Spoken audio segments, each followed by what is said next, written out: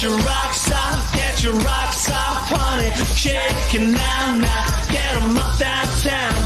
Get your rocks off, honey. Shake it now, now. Get 'em up downtown. Get your rocks off, honey. Shake it now, now. Get 'em up downtown. Get your rocks off.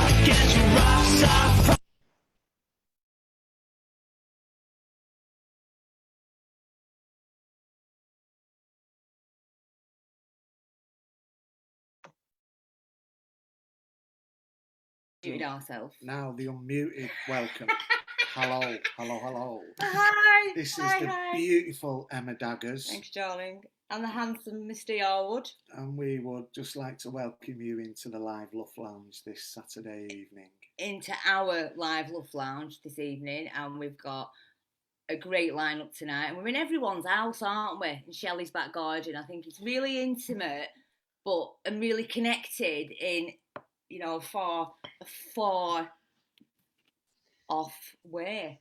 Do you know, speaking of far off ways, I've got a far off memory of us when we used to do these Lancashire User Forum meetings. Oh, when people used to get together? Yeah, when there'd be a room packed full of passionate people, and I've just got this memory of someone photographed you and you had the mic in your back pocket, and it was like nobody could get that microphone off you. It was yours. And you weren't letting anyone else have a voice. Yeah, that was when I was chairing. Because you'd found your voice, and everyone had to hear it, didn't they? Yeah, for months and months. I was rather fond of that microphone, Peter. I know. Well, what we want to do is make sure everybody's voice gets heard. That's given away as well. Yeah. Which is what this is going to be eventually, given away. Yeah. Which is what we like to do. Each one teach one and pass it on. So we're going to start off tonight, and we're going to do a round of introductions with the guests. And quick and snappy, because we've got a full house. We have got a full house. Choose one of our beautiful guests. David Mack or David Ack. The M's a liar. Tell us who you are and what you do, Dave. Hi everybody, my name's David from Warrington. Feel like I'm on blind date, and tonight I'm going to be myself. And I'm from DMC Media. We produce films and make films. It's great to be here. Thank you. Brilliant. And we're going to hear your story shortly, aren't we, Dave? Yeah.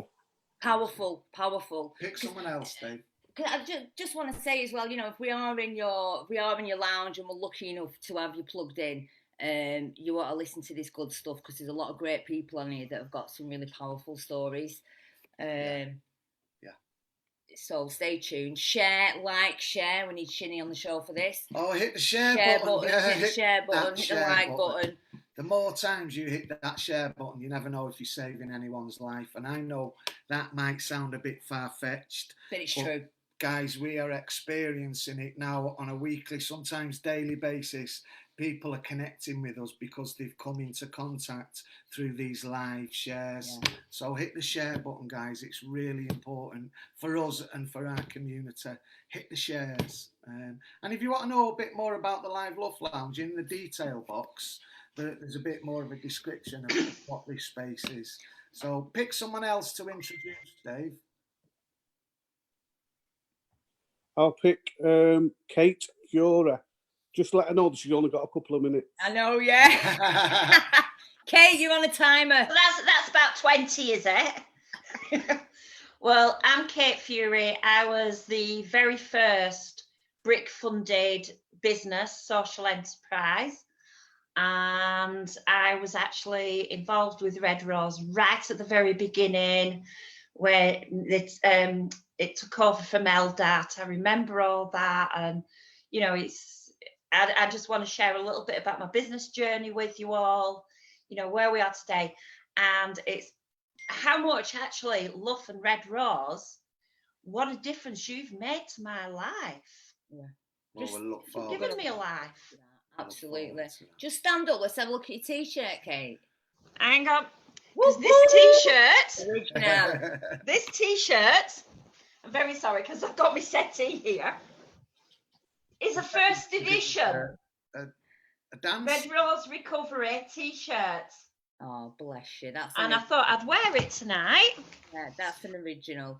Just for a bit of nostalgia for us, because David, you were there at the beginning. I know there's some Emma and snippy on Pete. there, isn't there? Yeah.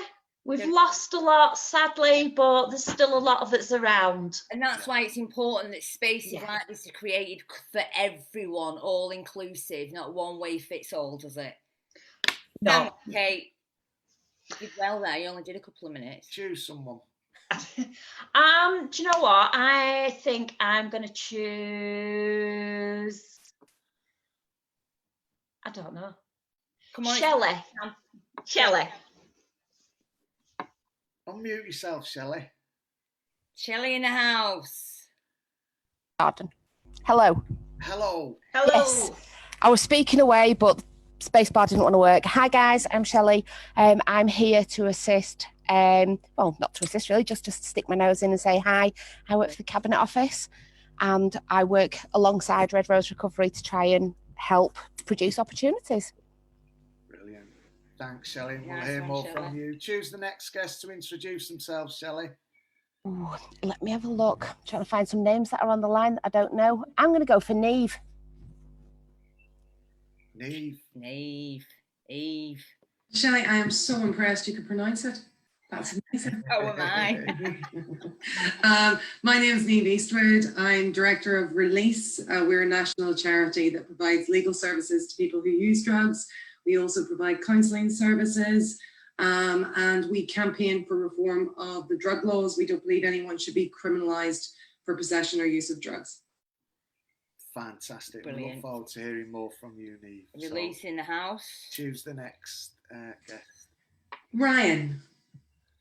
Ryan, Oh. you've also pastor. Who looks really cool. Oh, well, it's the shades, but I have an eye disorder, so I can't see if I don't have dark glasses on, so not that cool after all. You are. So I'm not Ryan. I'm just on Ryan's computer because I've been flying around all day. I'm Mick. I'm Pastor Mick Fleming, not Ryan, bro. I've been met by many names over the years. Yeah.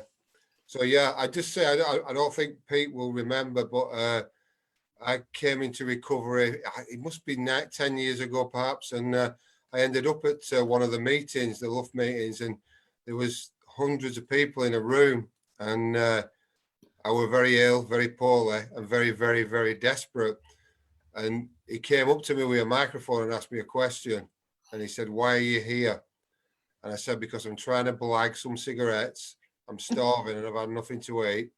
And I wouldn't mind a few quid in my back pocket if anyone can lend me out." And do you know what?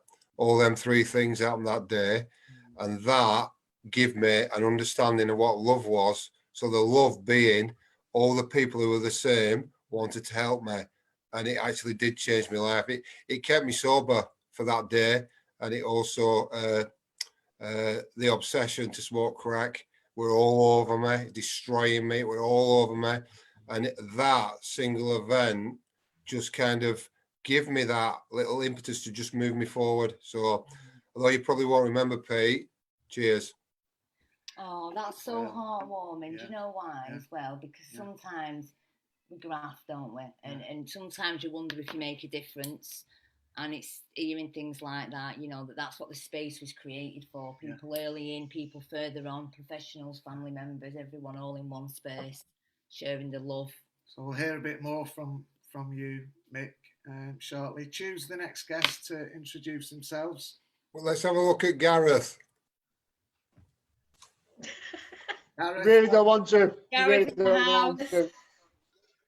Hi guys, name's Gareth Gardner. I'm team leader in the North of Red Rose Recovery. However, I know Emma loves the power of three, so I'm a loving father, a loving husband, and I'm a veteran as well. So there's your power of three, guys.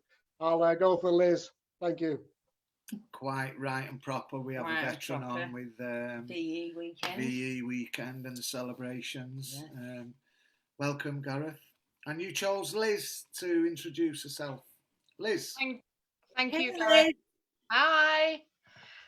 So I'm Liz. I chair the LUF in Central Lancs, alongside a couple of others. I've been involved with Red Rose now for coming up for 3 years. Wow. and it's been a journey, to say the least, but I'm reaching a point in my life now where I feel pretty amazing, and I like to share it with you in a little bit. So Thank you, Liz. Fabulous. 3 Brilliant. years. Oh, yeah. Yeah. So there's only a couple of guests to choose from now. So if we go for Nick. Yes, Nick in the house. Nick's in the house. Nick's Welcome, in the house. Nick. Welcome. With Unmute yourself. With his guitar. Yeah. Hello. All the way from Darwin. Yes. I'm Nick, and I'm the musician, and I'll be playing a couple of songs. I think one at the start, and then one to finish up. And I'm not much of a talker, so I'll leave it at that. Yeah. Cheers, Nick. So Thank that you. just leaves our very own Glen Island. Hi guys. So I'm Glenn. I'm team leader for Central and an advocate of Lancashire User Forum. I chaired Lancashire User Forum quite a while ago, and I help support it now alongside Liz and a few others. So when I'm looking at my phone, I'm not being ignorant, because I'm going to be the one that's looking at the Facebook stream to get the questions into the guests. So I'm going to be pottering about and looking at my phone and looking at different streams. So I'm that guy. So interrupting us with questions. Yeah, if there's questions out there. So I will say, the more people that share this stream, the more people that get different information about different services, and like Peter said, you can potentially be saving someone's life, literally. So I would advise you to share as much as you can, please. So do we know how many people have shared it up to now?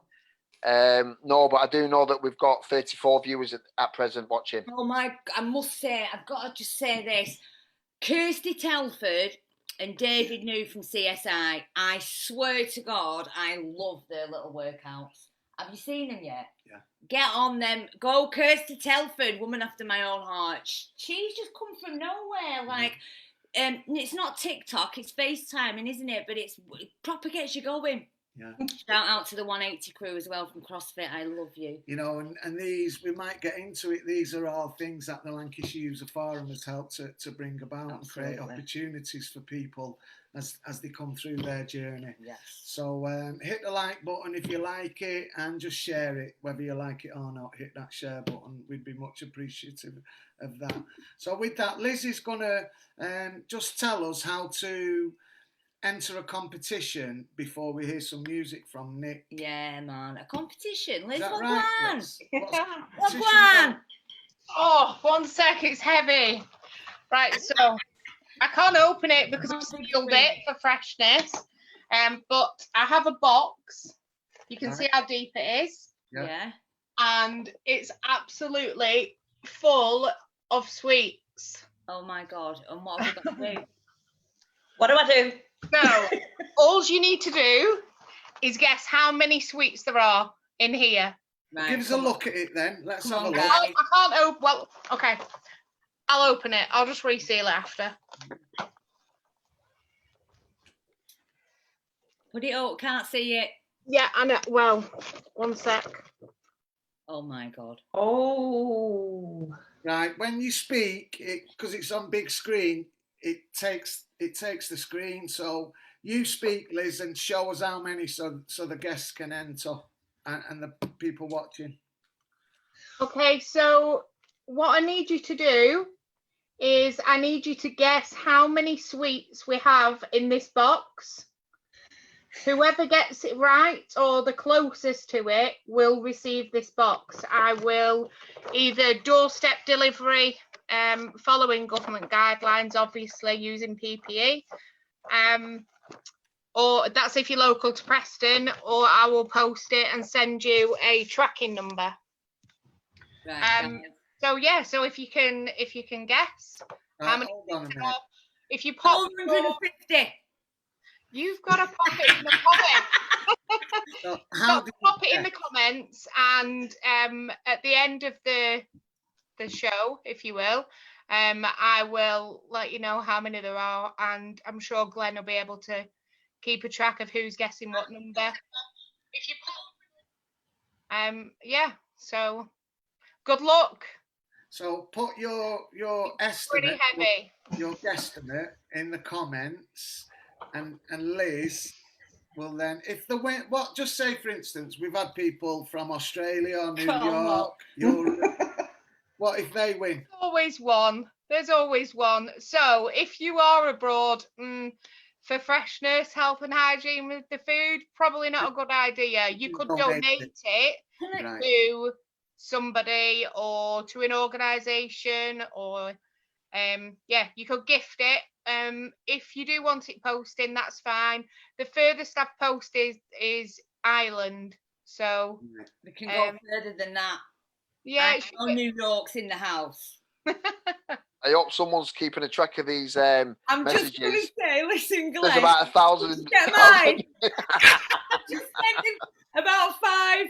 Right, Liz, can I just say, so are we near a nice one, Carmel? Are we near the mark if we say like 2,700? Stop it! You can't do that. That's the competition. Oh, sorry. That's I'll relax, dude. Right, I think 2,050 though. Okay. Go on. I think we need to have some music while we have a think about if for the smart ones out there, they've screenshotted it, haven't they? And they'll go through it. But you're not understanding. It's really, really deep.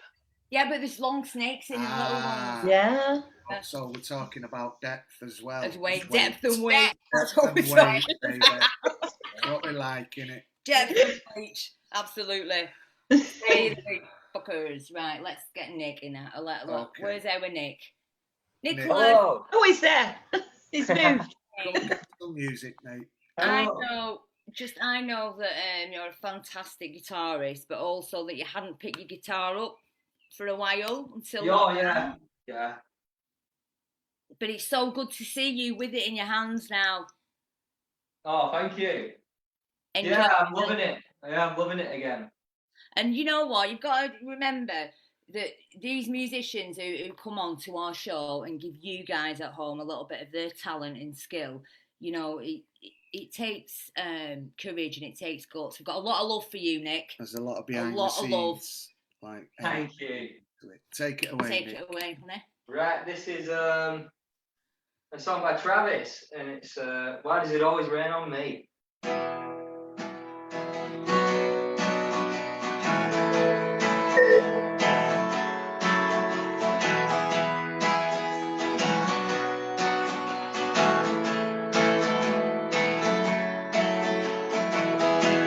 I can't sleep tonight.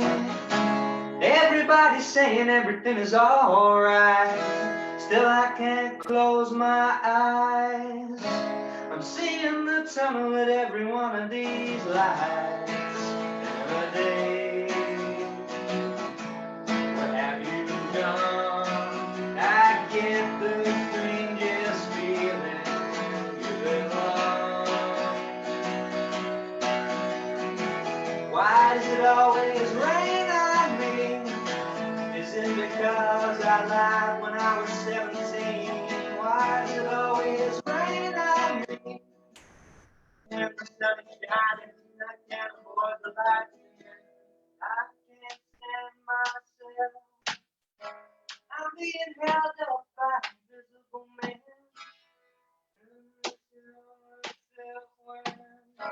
I got my mind and that's something else. Sunny days, what have you done? I get the strangest feeling belong. Why does it always rain on me? Is it because I lied when I was 17? Why does it always rain on me? Even when the sun is shining, I can't avoid the light. And oh, what is it? Why is it raining so low? So low.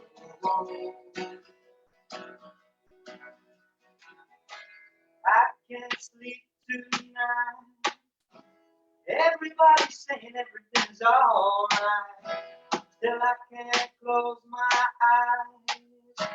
I'm seeing that tunnel at the end of one of these lines. Saying, oh, I had to be gone. I get the strangest feeling you belong. Why does it always rain on me? Is it because I lied when I was 17? Why does it always rain on me? Even when the sun is shining, I can't avoid the lightning. Why does it always rain on me? And where did the blue sky go? Why is it raining so cold? So cold. Why does it always rain on me? Is it because I lied when I was 17? Why does it always rain on me? Even when the sun is shining, I can't avoid the lightning. Why does it always rain on me?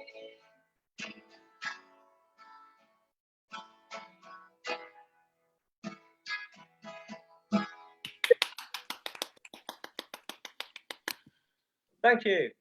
Well done, Nick. I think. Thanks very much. I'm shouting, aren't I? I'm shouting. No. Do you know? I just had to go for a little dance then. Yeah, I know, Kate. Dance your ass off, baby. Honestly, Nick, I really do think we need to invest in our musicians that come on the show. A piece of equipment, you know, from somebody out there who may have a piece of equipment where we can enhance your natural skills and make you sound the best you can, because we have had some awesome musicians come on this show, and honestly the equipment we've got, we're using what we can, doing the best we can with what we've got. But thank you, Nick, you was brilliant. Thanks, How was the sound? Dreadful. Fantastic. Absolutely dreadful. But really, we've gone from phone to laptop, haven't we? I know. But that's, I should have done it on my phone. It's all right. What we can do, though, is if you want, come off your laptop, dial back in on your phone, and we'll let you in. And then we can, then we can weigh and measure, compare and contrast. Yeah, then we'll weigh and measure. I'll do that. Good man, I love you. Yeah.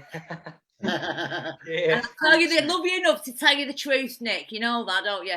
Yeah, no, that's great. Thank you. Right, go get your phone. I will do. And by the way, we was just saying that the sound wasn't great, not you. You were awesome. You're brilliant.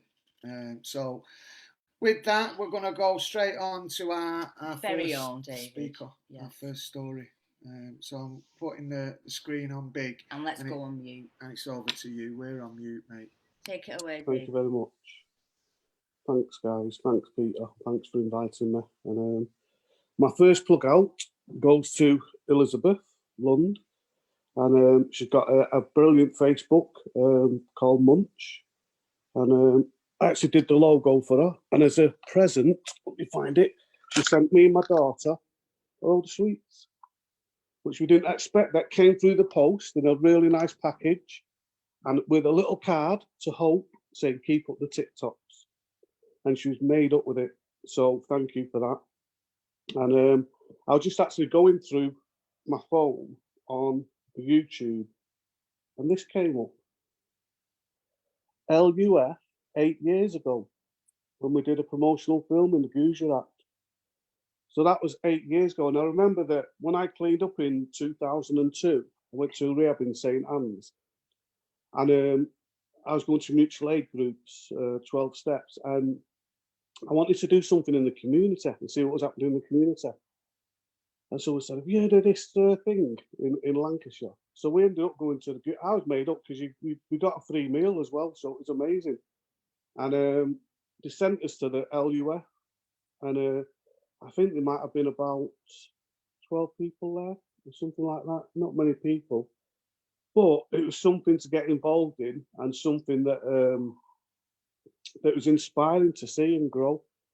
I remember I started to film, and at the time when I came through treatment, I had hepatitis C, and I went on interferon and kind of cleared it in the 12-month, I think it was, or 6 month, I can't remember properly.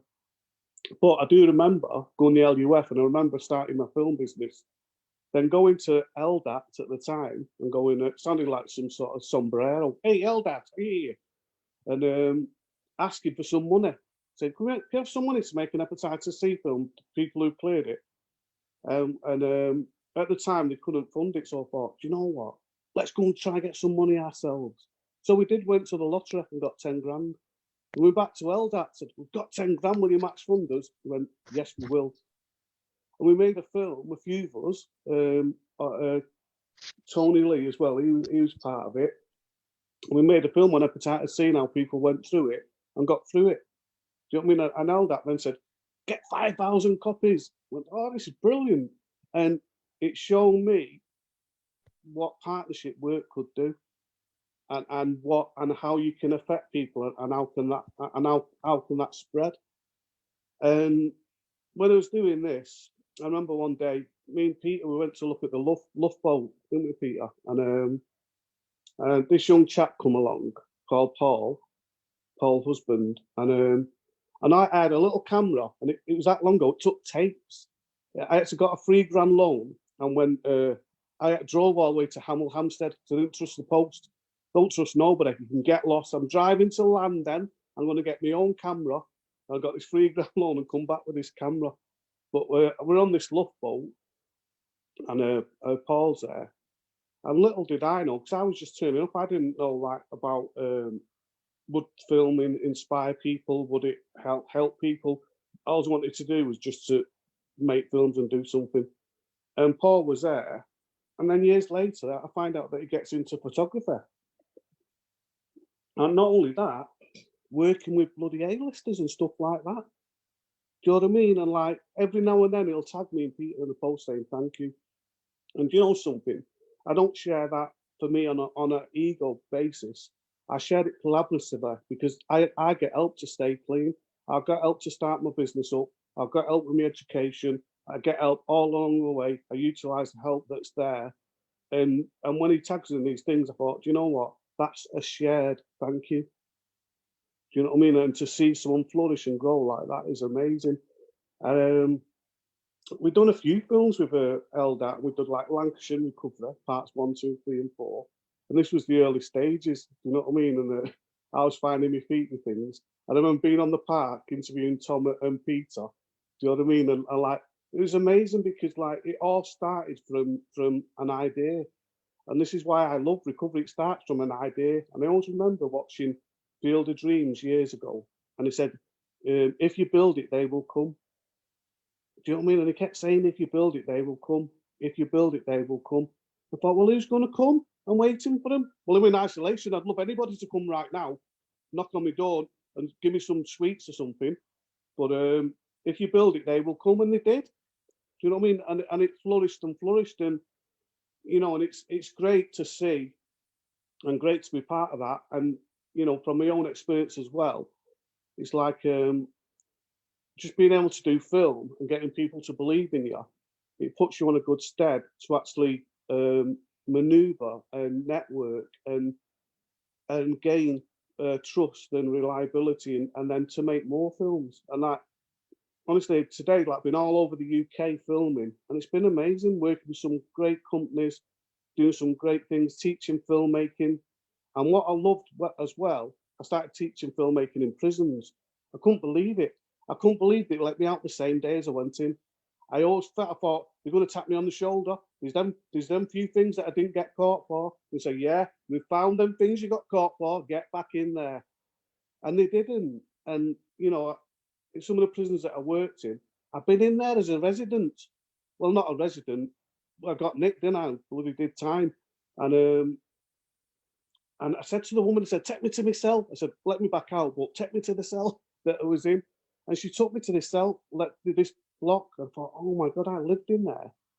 And the next minute, I'm in front of governors and they're saying, we'll pay you this much money to make a film for us. And I've been all over. Do you know what I mean? I've been in more prisons than I have cleaned, than I have using. Do you know what I mean? For the right reasons, though. And it's just an amazing experience. And one of the best things is that every year we try and enter the Recovery Street Film Festival. And this one year, we went into HMP Wymont in 2016. And we went in there with a green screen and a camera and did all these interviews with these guys, and then just did some like animation and stuff like that. And we entered it to the Recovery Street Film Festival. It got shortlisted for the top 10 or whatever it was. It was like, yes, it's been shortlisted. And we got invited to London land, and here we come. And like a representative from Wymont came as well. And we're there in London watching our film. And I thought, this is amazing. And before that, they said, can you do a talk? And I couldn't believe it. And the guest of honour coming was only Duchess of Cambridge. And I'm thinking, this is mental. I said, how does a junkie? I've took my leg off, by the way. My leg's here. Yeah, hang on, look. I feel like comfortable in front of everyone. Look, I've took it off. So I feel relaxed. Well, I don't now, do I? But yeah, and she said, do you want to do this talk in front of? And I thought, my God. And it was amazing. And what really got me at the end of it is that we had to stand in these little zones. And she come up, she said, does your story help people? Your story, your own personal story. And I looked at the woman, I thought, and I said, yeah, it does. I said, do you know what? I said, and I thought about it later, and I thought, the reason my story helped somebody is that somebody else's story helped me. When I first come, I didn't know what was wrong with me. I thought he had mental health problems, didn't understand nothing about nothing. When I heard someone share their story, and I was in a group setting type of thing, and I thought, if they can do it, I can do it too. And then when he was in this little zone and she's speaking to me, she said, you know what, thank you for everything you've done in film and inspiring others. I thought, brilliant. And I on the train home that night, I thought, that's mad. It's amazing. And I used to think success was actually having my own business and stuff like that. I've been doing it for 12 years. Obviously, with lockdown, I'm not doing much, but it's still there. It's still on the back burner. And what I found success is that I became a stepdad a few years back. And this is where it changed for me. And I've only seen my own daughter once because of my addiction. And I was writing to her for like 12 years. Because that's what the court said I could do. I did actually meet her once in Wellington by chance by doing some volunteer work, but I still don't have a relationship with her.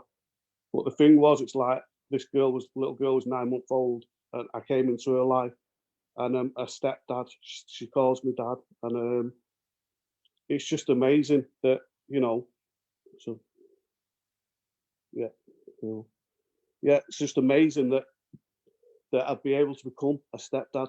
And like before, I showing you my leg. Don't get too excited now. But I showed me like that when I was out there and I was using drugs. For me personally, I'd inject it, I'd smoke it, I'd do whatever I could to get it. And I lost my leg through injecting. I scalded my hands and burnt them. They said, you never play guitar again. I've got a guitar there. I can play at least 4 songs from 4 different. I play like, Country Roads, Take Me Home, Creep, Radiohead. When somebody said you won't be able, you can't do this, you can't do that. What I've seen is that, well, I can, because do you know what? I've seen them do it.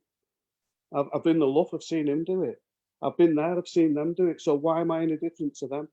They're encouraging me to do to do and become the best version of myself I can be.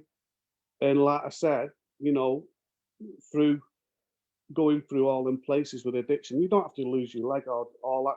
It's about inside. I felt desperate inside and I wanted help, and I got that help. And throughout all that, I've just stayed connected with people. And I know there's a pastor on here, and I'm really glad there is a pastor on here, because when I was in Hindley at 19, he had a Bible, and I used to read it. And it started to make sense. And I thought, I never knew who he was. This Jesus is dead cool, isn't he? Did all these things. Oh, wow, that's amazing. And I read this book, and I become a Christian in Hindley. And I didn't have a middle name, and I got christened in Hindley. I thought, what should my middle name be? I thought, I love Bob Marley. 3 little birds beside my... Call me Robert. Yeah, it is today. My middle name's David Robert McCollom. It's after Bob Marley. You know what I mean? So,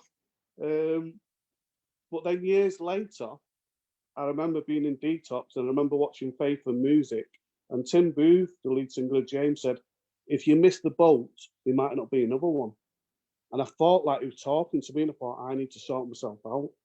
Not long after that, I was in rehab. And this is no word of a lie. When I went into that rehab and walked up them stairs, there was a big stained glass window. And I heard a silent voice, and this is no word of a lie, saying, welcome home, son. I've still got my faith today. My little girl, my stepdaughter, her name's Hope. We go to Hope Church. And when me and my ex split up, I had a choice to make to stay in this little girl's life. And I went to church and I sat there. I said, God, what do I do? And he said, David, did I leave you? I said, no. He said, well, you don't leave that little girl. And from that day, I haven't. And throughout this lockdown, I have found it tough. I've had times where the little one's been in the front room. I went to do the dishes and I just burst out crying.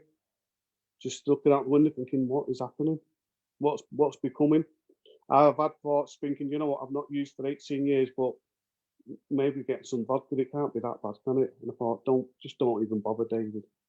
And I'm only sharing this because if I'm not vulnerable to you who's watching this, to show you that even after years, I can still be affected by certain things. If you're out there and you're struggling with mental health, and it is hard, if you're out there struggling, I just want to say, just hang in there because, you know, everyone's rooting for you. You know, as soon as this started, we set up a 12-step mutual aid online meeting. And we set up the Facebook page, and there's 4,000 people from all over the world there. They've asked me to share at 7 o'clock in the US of A and tonight. But like I just said, though, if people are out there and they're struggling, I hear you. I know what it feels like. You know, sometimes I shut that door and I feel so alone and frightened. But you know what? You are here right now. We're here right now. Do you know what I mean? And that's the main thing is that I reach out on a daily basis to somebody. I tell somebody how I feel. I say if I'm struggling, it's okay to struggle. Do you know what I mean? And one thing that keeps us going for me is TikTok. Me and my daughter love TikTok. If you're not friends with her on Facebook, send us a request because we're doing regular. She paints my face. She comes up with these ideas, and like she's only 5 and she's like 16. She's calling all the shots already. But the best thing is that we do all these things. It keeps us entertained. We're sharing, and people say it brought a smile to my face. And we love your TikToks, David. Yeah. What's that? We love your TikToks. Oh, thank you. And Hope. Thank you. Oh, it's so nice. It's so nice. And you know, I know maybe Hope's dad might watch this and like, I'll never take his place. I'm just trying my best to be a stepdad. Do you know what I mean? She's come in my life and that's the way it is. My door's always open to anybody who's seeking recovery.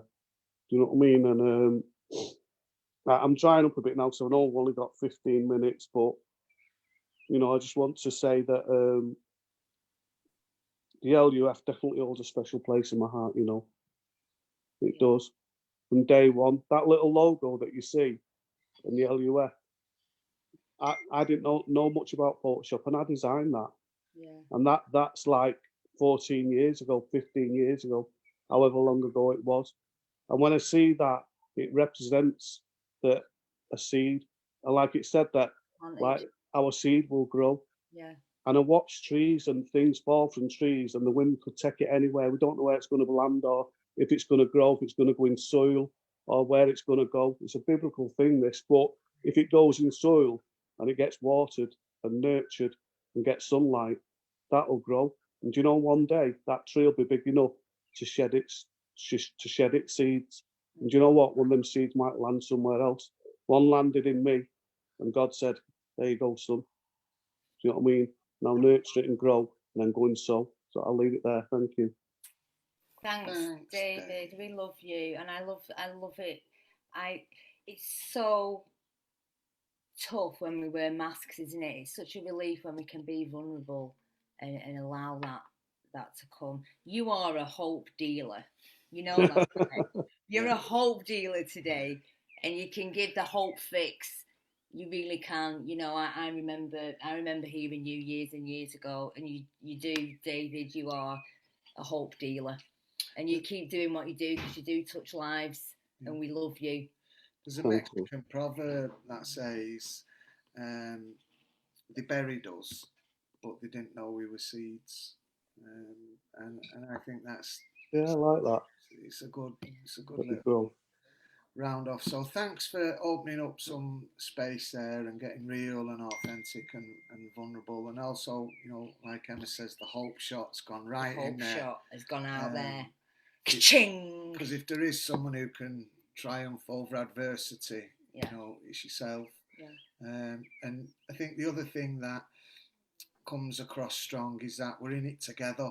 We support one another. Our resources we should be sharing with each other, and you articulate beautifully how we benefit when we do that. So thanks, Dave. You're welcome. Thank you. And a massive shout out to Tony Lee as well, who is shoulder deep in our community. Good old Tony Lee, you know, full of knowledge and experience and wealth of it. Absolutely, as our National Service User Rep. So hit the like and share button, because I'm sure Glenn's probably got some questions there, and I know Tony will be writing the difficult ones down for our next guest, Niamh from Release. Release in the house. Hi, Niamh. Eve. And then you're liar. Niamh. So it's Eve with an N. Yeah, right? and an M. And an M. Are you English people? Hi, darling. How are you? Hello, I'm very well. It's lovely to be here with you two and with all of you. And David, that was really, how do you feel that, man? Yeah. So tell us about Release. I mean, I've met you a couple of times. I know a bit about the amazing work you do, but our viewers and guests might not. So tell us a bit about that. Okay, so Release is old. It's set up in 1967, so over 50 years old. We've been providing legal services to people since its inception. So largely at that time, there was, as you know, a huge counter cultural movement, hippies, all smoking dope. There was also an influx of migrants from the Caribbean, and at that time they were being really, as now, subject to really heavy-handed policing through the drug laws. So using cannabis laws and other drug laws to really oppress people, not because they use drugs, but because of who they are or what they represent in society. So very much we continue to do that work today. So we have a national helpline where we help out about 5,000 to 6,000 people a year. That ranges from legal issues, such as being arrested for low-level possession, but also like employment issues, people being drug tested at work, people concerned about medical reports being released that shows their previous drug use, maybe their history of dependency. And so what we do is trying to help people navigate through that. We also have a drugs helpline, and on that, what we tend to do in the main is to advocate for people who are in the treatment system.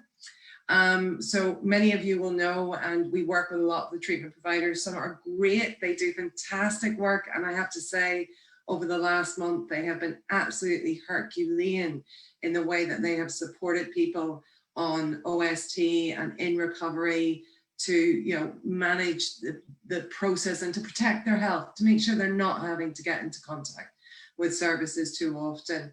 But that doesn't always happen. So, you know, we have a few services where people are being told they need to reduce their OST, whether they want to or not. Funding for rehab maybe isn't available. So we'll go in and do a bit of, you know, sort of brokering between the services and the clients, and trying to find a resolution that respects the client's rights, their human rights, their health rights, and treats them with dignity, because that's what we think is the most important thing, that you treat everybody with dignity. We also campaign for reform of the drug laws. The drug laws don't work, particularly criminalizing people who use drugs. It is counterproductive. It does not reduce drug use, and that seems to be what politicians are obsessed with. But what it does do is create barriers for those who need to get help to get that help.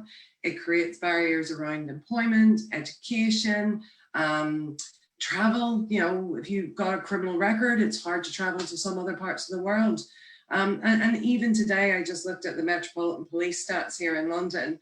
And I was shocked to see that the stop and search figures for last month, for April, are the highest since April 2018.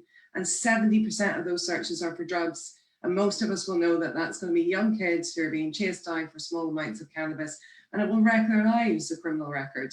So we really try to highlight the problems that exist, but also advocate for solutions. So we look at decriminalisation, so ending criminal sanctions in the first instance for all drugs. And there's about 29 countries across the world that have already taken that approach. And guess what? They get better health and social outcomes.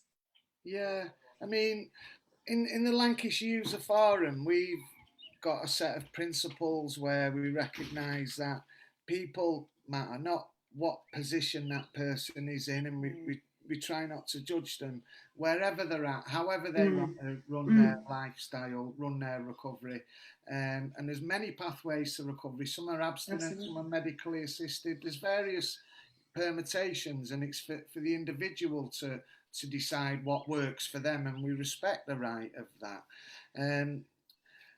However, it's not always been that case. There's been a divide between people who use drugs and people who don't anymore. And we've said, surely we should be coming together and recognising, you know, there's a bigger fight, a bigger war on drugs. And I've really been impressed with some of the advocacy work you've done, and you've paid a personal price for it as well. I remember reading an article where they blocked you from getting involved in the advisory council. That's right. You know, tell us a bit about that. I'm happy to share that story. I have to say thank you, Peter. And just to say, I agree. I think, you know, unfortunately, and I think government was responsible for this back in 2010, where they kind of polarised recovery against harm reduction. And these are not at odds with each other. They're part of the same response, you know, and I'm just so impressed with the work that you guys have all done to support people who are on OST. And you're absolutely right, that is and can be a recovery in and of itself. It's about the quality of your life, isn't it? It's not about the state that you're in, whether you're medically assisted or free of medications. So when was this? So about 2 years ago, I got interviewed to sit on the advisory council on the misuse of drugs to, along with others, advise the government on its drug policy. Interview went fine. 6 months later, I got a Dear John from the Home Office, and I wasn't going to do anything about it. I didn't really care that much, to be honest. I wasn't that offended. I just wanted to be on the inside track to find out what was going on more than anything else. But decided I'll get some feedback. And that was when I discovered that actually I had been appointed by the panel. I had been deemed an expert, whatever that means in real life, I don't know. But I've been deemed as a suitable candidate for the ACMD, but the Home Secretary had blocked my appointment. And the reason they had blocked my appointment was that they had trawled through my social media account, and they had found a number of tweets that they found offensive to government ministers, including one that was specifically about the drugs minister. So this was Victoria Atkins at the time. She's no longer the drugs minister. And just as an aside, she had to recuse herself from talking about cannabis when she was a drugs minister because her husband owns British Sugar and rents a load of land for the legitimate and legal growing of cannabis. So there's a certain amount of hypocrisy that runs clearly through government. But anyway, what I had complained about specifically was a letter that she had sent to the Advisory Council on the Misuse of Drugs on drug consumption rooms, where once again, and this was not for the first time, probably about the third time, she had misrepresented the evidence globally. I mean, these rooms have existed in 12 countries. The first one was set up in 1986. We've got loads of evidence on this. And she said that the evidence was not there for them and then misrepresented how they operated. So on Twitter, I said it was utter BS. I stand by that because it was utter bullshit. Yeah. Prime Minister, it is your job to be briefed properly and know the evidence and not manipulate the evidence because you ideologically do not agree with these interventions, which we think and know, based on the evidence, could save the lives of some of the most vulnerable in our society. So I was pissed and I expressed that on Twitter. I do not regret that. So that was one of the reasons. Obviously, I was critical about their policy more generally, and those tweets were flagged, but it was particularly the utter BS. The reason I went to the press, though, was that when I got all of the information they held on me, I discovered that they weren't just looking at my tweets around drug policy, but also whether I had ever tweeted on Brexit or Windrush. I had tweeted once on Windrush, where I had congratulated The Guardian for the amazing work that I had done in exposing it. I had never tweeted on Brexit. And that showed that everybody who was being considered for these types of position in advisory groups is being checked by government as a matter of routine on what their views are on these two issues. And that is not relevant to the policy area. And I thought it was Orwellian to the extreme. So I went to the press about it. What's Windrush, Eve? Yeah. No, so Windrush was the scandal that happened in the Home Office over a number of years, where you had people who had come here from the Caribbean in the 1960s, were illegally deported from this country, who were told after 40, 50 years of working here and being able to show that they pay their taxes and had their NI numbers, were told that they didn't have citizenships. And so people lost their jobs. People weren't entitled to the access to the National Health Service. Some people died because of this. And it was all because Theresa May created a hostile environment for migrants. And, you know, from my point of view, I believe strongly that we are a better country for our multiculturalism and, you know, respect of others. And the fact that you had people here for decades who were British citizens being treated as if they weren't, I was furious. I kind of want to go Eve, go. No. I would feel very safe if he was advocating for me. It's scary though, isn't it? Thank you. The government can say, we only want people who look like us, think like us, and are shaped like us and talk like us. And if you express an opinion that is based on evidence that we don't like, we'll block you. But I think, Peter, you see the hypocrisy all the time. Look at all of the Conservative leaders who admitted to their drug use. Everything from cannabis to cocaine to opium. Not criminalised, but yet every day out on our streets, it is the poor, it is people of colour, it is they who suffer the brunt of the drug laws, and particularly people who use drugs who are dependent, who are targeted by the police. And yet their drug use is just treated as youthful indiscretion. Well, when they polarise harm reduction against abstinent, and those two groups fight among themselves, they're laughing and going. Absolutely. However, and that's why I just, again, you guys, all of you, I know we've been working a lot together over the last few weeks on bringing together people across the country who work in this area, who are close to the ground, to help us report on what's happening to the drugs market, because we're really scared that we see shortages that could lead to more harmful substances coming along. And it's been just such a beautiful experience, everybody coming together, drug user activists, you guys, it's just such amazing work. Yeah, that's what David was talking about before, about the space. But Eve, we've just got some questions. Glenn, can I just bring you in a minute, love? Where are you? I'm moving around, the sun's getting my eyes. Glenn. Yeah, I'm here. Questions three before. So we've got to bring a couple of questions and a couple of shout outs. So Dave, Scott Parker said you're an inspiration, and you've also touched Stephen Brown when you come into Wymont. Our own Alison Kershaw that works for Red Rose said that she remembers you taking to Lancaster Farms. We've also got a question for Niamh. Don't worry, Glenn, it is a tough one. This is from John Roberts. I know that he comes on, he's from Wales. He comes on to the LUF Lounge every single week. And he says, what are your thoughts on addicts being treated like victims in case of county lines cases? You talking about the cuckoo? I've got a bigger issue with county lines. You know, I don't like victimhood generally, and I think that when we look at drug dependency, we're talking about complex issues where people are largely dependent because they've suffered some form of trauma, and many of you will have experienced that and know that better than me. But you know, treating people who are exploited in any industry, including legal ones, I think should get redress, and I don't think should be treated as criminals. I think the whole county lines thing is a little bit of a smokescreen. I think you know, the idea that drugs have been trafficked across county lines is an old one. I was speaking to a QC the other day who said, had they never heard of Dick Turpin? And I laughed, and he agrees with me. He was, you know, I think, yes, there are new elements to this. There are mobile phone lines that can be tracked. That is new technology, yes. Have young people always been involved in the drugs trade? Yes.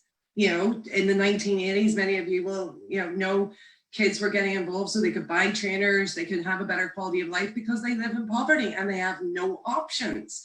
So is this a new phenomenon? Not really. Treating them as victims is because of something called the Modern Slavery Act of 2016, which is a nice shiny piece of legislation that the police can now use to increase the sentences against drug dealers. At the same time, these kids are not necessarily being treated as victims of exploitation. They are still being criminalized and processed through the criminal justice system as dealers themselves. So this is all a kind of narrative. And then you wrap it up with the knife crime sort of statistics. And it's an opportunity for government, and we've seen it repeatedly, of going, look over there. It's the responsibility of the drugs trade. It's the drug dealers. It's the exploitation. It's got nothing to do with us. It's not about austerity. It's not about the fact we cut educational maintenance grants. It's not about the fact that our school budgets are so tight that kids are getting excluded from schools if they're seen as kind of problematic. You know, I think the whole county lines issue actually needs to be deconstructed rather than simply kind of who's the victim and who's the perpetrator here. And you know, people who deal drugs, yes, there are those who use violence and are very bad, but so many people who use drugs also deal drugs. So I don't think actually it's very helpful for us all the time to have a very kind of black and white distinction. Things are grey and they need to be looked at through that prism. Niamh, I mean, we're currently looking at our vision and strategy for the Lancashire User Forum, and more people I talk to about these type of issues are getting passionate about being more political and making sure that our voice, because we're saying, it's okay, we've got a voice, we've mobilised and organised a large group of people, and we've changed the narrative from that polarised, you know, them and us mentality. We're together, shoulder to shoulder. But where does our voice influence? Yeah. So that's where we are now, and I think it's just so like refreshing, on actually. point to have this discussion at this point in time. Yeah. Stop. I'm shouting, aren't I? Yeah. Sorry. No, but I would love to work with all of you guys on how to, because I think your voices are much more powerful than my voice. You know, I'm the person who runs an organisation and writes policy papers, and you know, and they don't like me very much in government anyway. We do. They really don't like me very much. But we do. I like you. I love you. But we, I think, you know, your voices in the policy space actually could affect change. When you say in your experience, criminalisation or the risk of criminalisation probably created more harm for me than good, or drug possession, then I think those are conversations that could really push the reform agenda. That was the very first conviction I had. Prescribing, you know, prescribing recovery, prescribing prayer, prescribing like ACER counselling instead of prison. So let's talk about this. Yeah, let's talk about this conversation. First, I've got a lengthy criminal history, and anyone who knows my story knows that I entered the criminal justice system as a 15-year-old child, but as a 14-year-old addict, my first ever charge sheet was for possession of drugs. And that was it. It was in. I was in this. I was in the system. Yeah. And that's what we often say, Peter, is that possession offences are a gateway into the criminal justice system. And in fact, I mentioned earlier the countries that had ended criminal sanctions for possession of drugs. And what they've done with the research there, they've been able to show that when you do that, you reduce the risk of someone coming into the contact with the criminal justice system. So it's not just reducing reoffending rates, they don't offend in the first place. And so therefore that journey never stops. And you've got that evidence from Australia, from Portugal, from the Czech Republic. So if you want to reduce criminality, don't treat kids as criminals for what is a low-level offence that could be dealt with through education, public health, support, like obviously kids using drugs. But we do it through care, compassion and connection, not criminalisation. Absolutely, absolutely. I mean, imagine you at 15 being introduced to David McCollom. Breaks my... Well, it has certainly given me something to think about. I know. But we also know you have got family time in the diary, because I could talk to you all day. Thanks, guys. Sorry. And we are in a international network meeting, aren't we? So if there's anyone out there that's got any questions and you want your voice heard, please let us know and we'll feed it in. And will you come back again in a couple of weeks? And of course I will. Maybe we could talk about all the work we're doing on Corona. And can I do one shout out? Yes, please. Go. We have a survey, a public survey. It's on the Release website on the homepage, release.org.uk. And it's trying to find out from people who are buying drugs what's happening to the market. Yeah. It's completely confidential. We're not collecting any IP addresses, completely anonymous. But it would really help us to see if things are changing. And Peter and Emma will know we're just really worried about things like fentanyl coming along. So the more people who complete that survey, the more research we can develop and harm reduction initiatives and signpost people to the amazing services like Red Rose Recovery. Yeah. So that's Release website. We'll tweet it and we'll put it on our web. It's already on our website actually. Yeah. But we'll put on it. You know, we'll keep promoting that. And it really is about bringing harm reduction and recovery together. You know, and that's what we're kind of. Thanks, David. Thanks, Dave. There you go, our own little weatherman. Guys, it's been a pleasure. Thank you so much. I love you too. Love you guys. I'll see you next week. Lovely to meet you all. Okay, so we've got so interesting. The next speaker is our very own Gareth. Before we bring Gareth on, Glenn, do you want? Have you got any questions or any shares? Yeah, I've got one question. So John Roberts said thanks to Niamh for that answering that question. She was spot on. And also Liz, John Roberts, that's been on the LUF Lounge every single week without fail, is asking, if he wins this box, would you send it to Wales? I'm sure we can sort something out, can't we? I think the answer is yes. Yeah. So there's the answer to that job. But I think he's trying to influence the decision there, isn't he, a bit? Yeah. But if you win it, you win it. If you win it, then we'll post it to you. Good shout. There you go, Job. And thanks for tuning in, John. Maybe one week we'll get you live on air with us, eh? How does that sound? Peter Sheath is saying to Emma, how you doing? He's watching. I'm all right today. I'm all right today. Been on a bit of a journey, but I'm all right today. I love Peter Sheath. Hi, how are you, darling? Nice to have you in my lounge. Our lounge. Yeah, he's awesome, isn't he? Love Peter Sheath. And I've heard Rachel's doing some great stuff as well in St Helens. Wicked. St Helens shout out, yes, CGL. That's Peter Sheath's daughter. So just there's a link. That is the truth. We do have to give her a shout out. Absolutely, Rachel. She's doing some great work over there. In St Helens. Yeah. I mean, we went over and did some speaker boot camp training with them, and they've asked us to come back. So you know them service users belong to Rachel about a day too. A great bunch of guys doing some brilliant work. Get them on as well. Yeah, come on, get them on. Come on, St Helens. Peter, give her a ring. Yeah. I keep doing this like a newsreader. Don't start about the newsreader, because I got flogged last week for sounding like a newsreader. I'd rather sound like one than look like one. Well, wouldn't you prefer us to be like this than like really organised? Gareth. Yes, Gareth. Welcome to the live LUF Lounge, our very own Gareth Gardner. Hi, Gareth. I like the way you brought me in there, being organised and not organised. Yeah, cheers for that. So we go from one extreme to the other. You know, I just want to say, David, what your story was brilliant. Just to listen to that, it was really quite moving. I was going to go on about VE Day and the celebration, that side of things, 20 years in the army. I was going to sort of bang that drum. Instead, I'm going to go a bit deeper and sort of explain why LUF got me where I am, if that makes sense, and how great and how much I truly believe in LUF. So started boxing at the age of 14. My mum sort of noticed I had a bit of an anger problem, hard to believe, I know.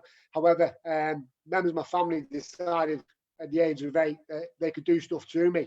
So my mum sort of kept my mouth shut and just pushed that anger, and that anger went real deep inside me. My mum sort of noticed it. She says, you know what, there's something not right with you, but let's go boxing. Let's channel this aggression. I channeled it, and before you know it, I was boxing really well. I was going above and beyond. And literally, my boxing coach said to me, he said, look, if you don't join the army, I'll take professional boxing. You're that good. I will back you to it, and I will go the full hog. I was like, you know what, I'd love to, but since about the age of 6, whatever it was, I want to join the army. I want to put this green uniform on. And so off I went. Do I regret it now? Oh, yeah, crikey, do I ever? Be a multi-millionaire. Either that or my face being smashed up than it is now. But, you know, just that opportunity was great to give that. So joined the army age of 17, well, just 10 days from my 17th birthday. And literally, I got to Purbright, and all of a sudden I thought, yeah, I'm a man. And literally, back. Sergeant Major punched me in the middle of the chest and realised I'm not a man. But then all of a sudden, no word of a lie, lads wrap around you. And you realise your family are there for you. And all of a sudden, that day, you don't know each other, but you're family. So I found my family from the first day I joined the army. That was me. Forget my past. It was bitter. I was a horrible person. Don't get me wrong. I was so angry, but all of a sudden, I found my family. My family was these lads and lasses who I joined up with. 1999, I was an 18-year-old, went over to Kosovo. And I remember, going to go a bit deeper, as I say, pushing the guy's head together because he got hit with an axe, and I was keeping his head together, trying to keep him alive. And the guy called Ash came around and put a bandage around his head, and I remember that really well. Has it messed with my head? Not in the slightest. I've got monkeys in my head, don't get me wrong, but it's some strange way. You're taught, you'll learn to push that away, to push on, to get on with the job at hand. So these lasses from the day 75 years ago, I can relate to that massively. As a veteran, I know exactly when they, on the 7th, 8th of May, when Germany said, yeah, we've had enough, all done, you've won this war in Europe, you know what, they had to leave that stuff they weren't proud of. I did stuff in Afghan twice. I saw one of my mates lose his legs, his fingers, you know, taught a lot. I sat on his bedside when his girlfriend, he phoned his girlfriend, and literally she said, no, I don't want to go out with you anymore. This was a young lad, he just put his life on the line for Queen and country, and all of a sudden, the civilians, as we were told, we are better than, were pushed away. You know, he's pushed away. He's in an even darker place. So, like I say, I get these lads and lasses from VE Day when they've done what they've had to do and they've had to face reality. You know, it's quite a dark, daunting time. I realised sport was sort of my area, so I pursued boxing in the army. I love boxing. I don't know if you can tell. My nose is flat, won't go that way, but it'll go flat that way, which is always good. Can't be on that side. Kids can kill me like putting the Maltese on that side. I'm dead. But so literally, I followed boxing until about 32-year-old, and then the army turned around and said, "I'm too old to box. Don't tell me I'm too old. Not a chance I'm too old for anything. I know. I'll be a really wise man. I'll turn to rugby league."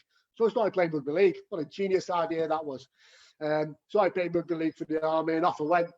Well, within the army, should I say? And off I went. I loved it. Absolutely loved it. And then transferred to the Royal Army Physical Training Corps. Now, I love my physical, as I say. So I was artillery to start with, and I know I'm talking fast to get passionate, so you have to bear with me. I do apologise. And they always tell me to slow down. Not that I listen. Not with these ears, anyway. Anyway, so literally, I said, right, I love my sport. I love my fitness. I'll turn to the Royal Army Physical Training Corps. So in 2007, joined the Royal Army Physical Training Corps. Unfortunately, the same year, my mother passed away after 10 years of battling cancer. And that was on the 2nd of January. And I was of a steadfast mind. And no matter what, you don't mourn, you get on with it. So on the 4th of January, I went back to work. That's just the way it is. That's exactly where my mind was. You do as you're told. Obviously, my past was still haunting me. I still didn't know how to deal with that or cope with it. So I carried that on in the army. I was still angry in the army, don't get me wrong. But my sport was my thing, be able to channel it and to box it off.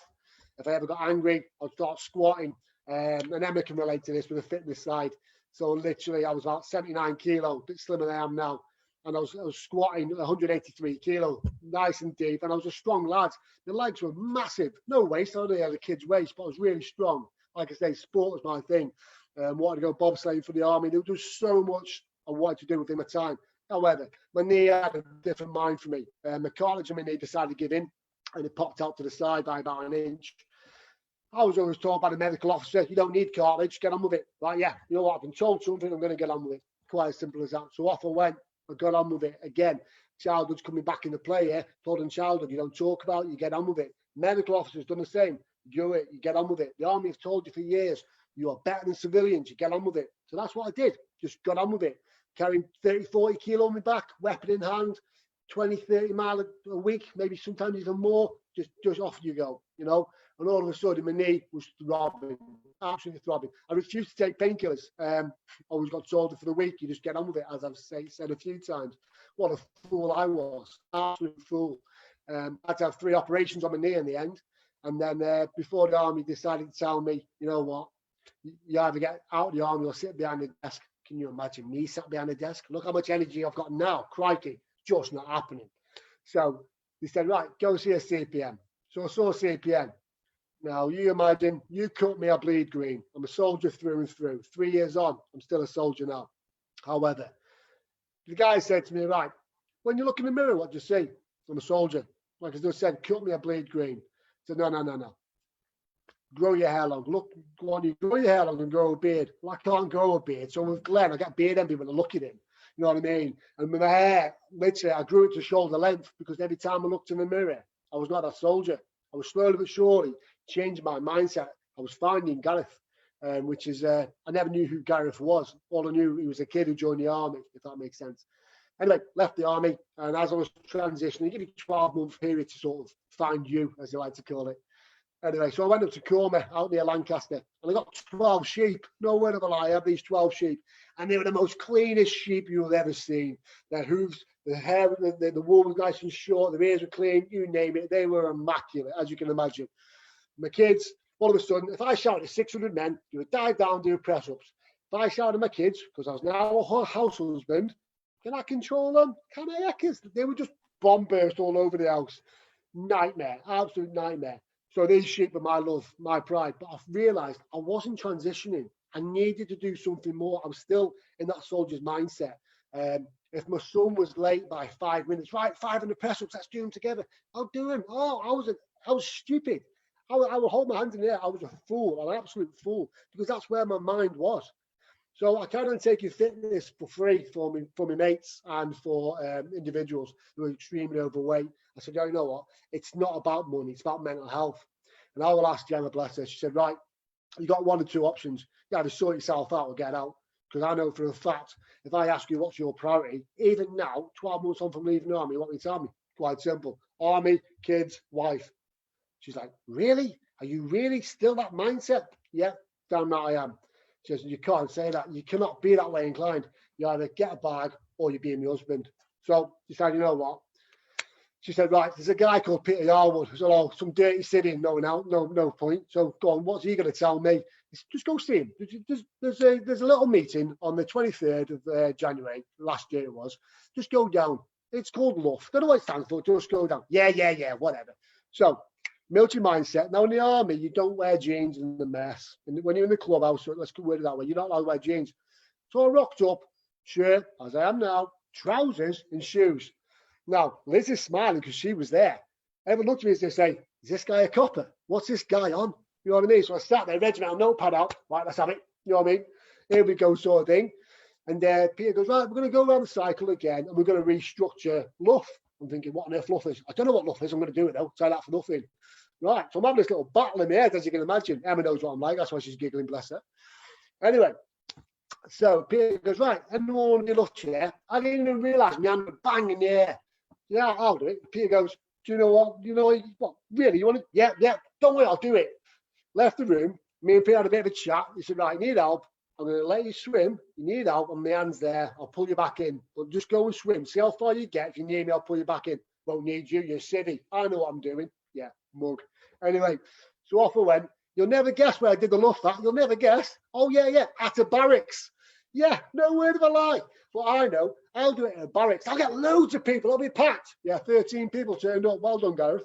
So I had 13 people there. I laid out regimentally, as you can imagine, nice and square erect to the front.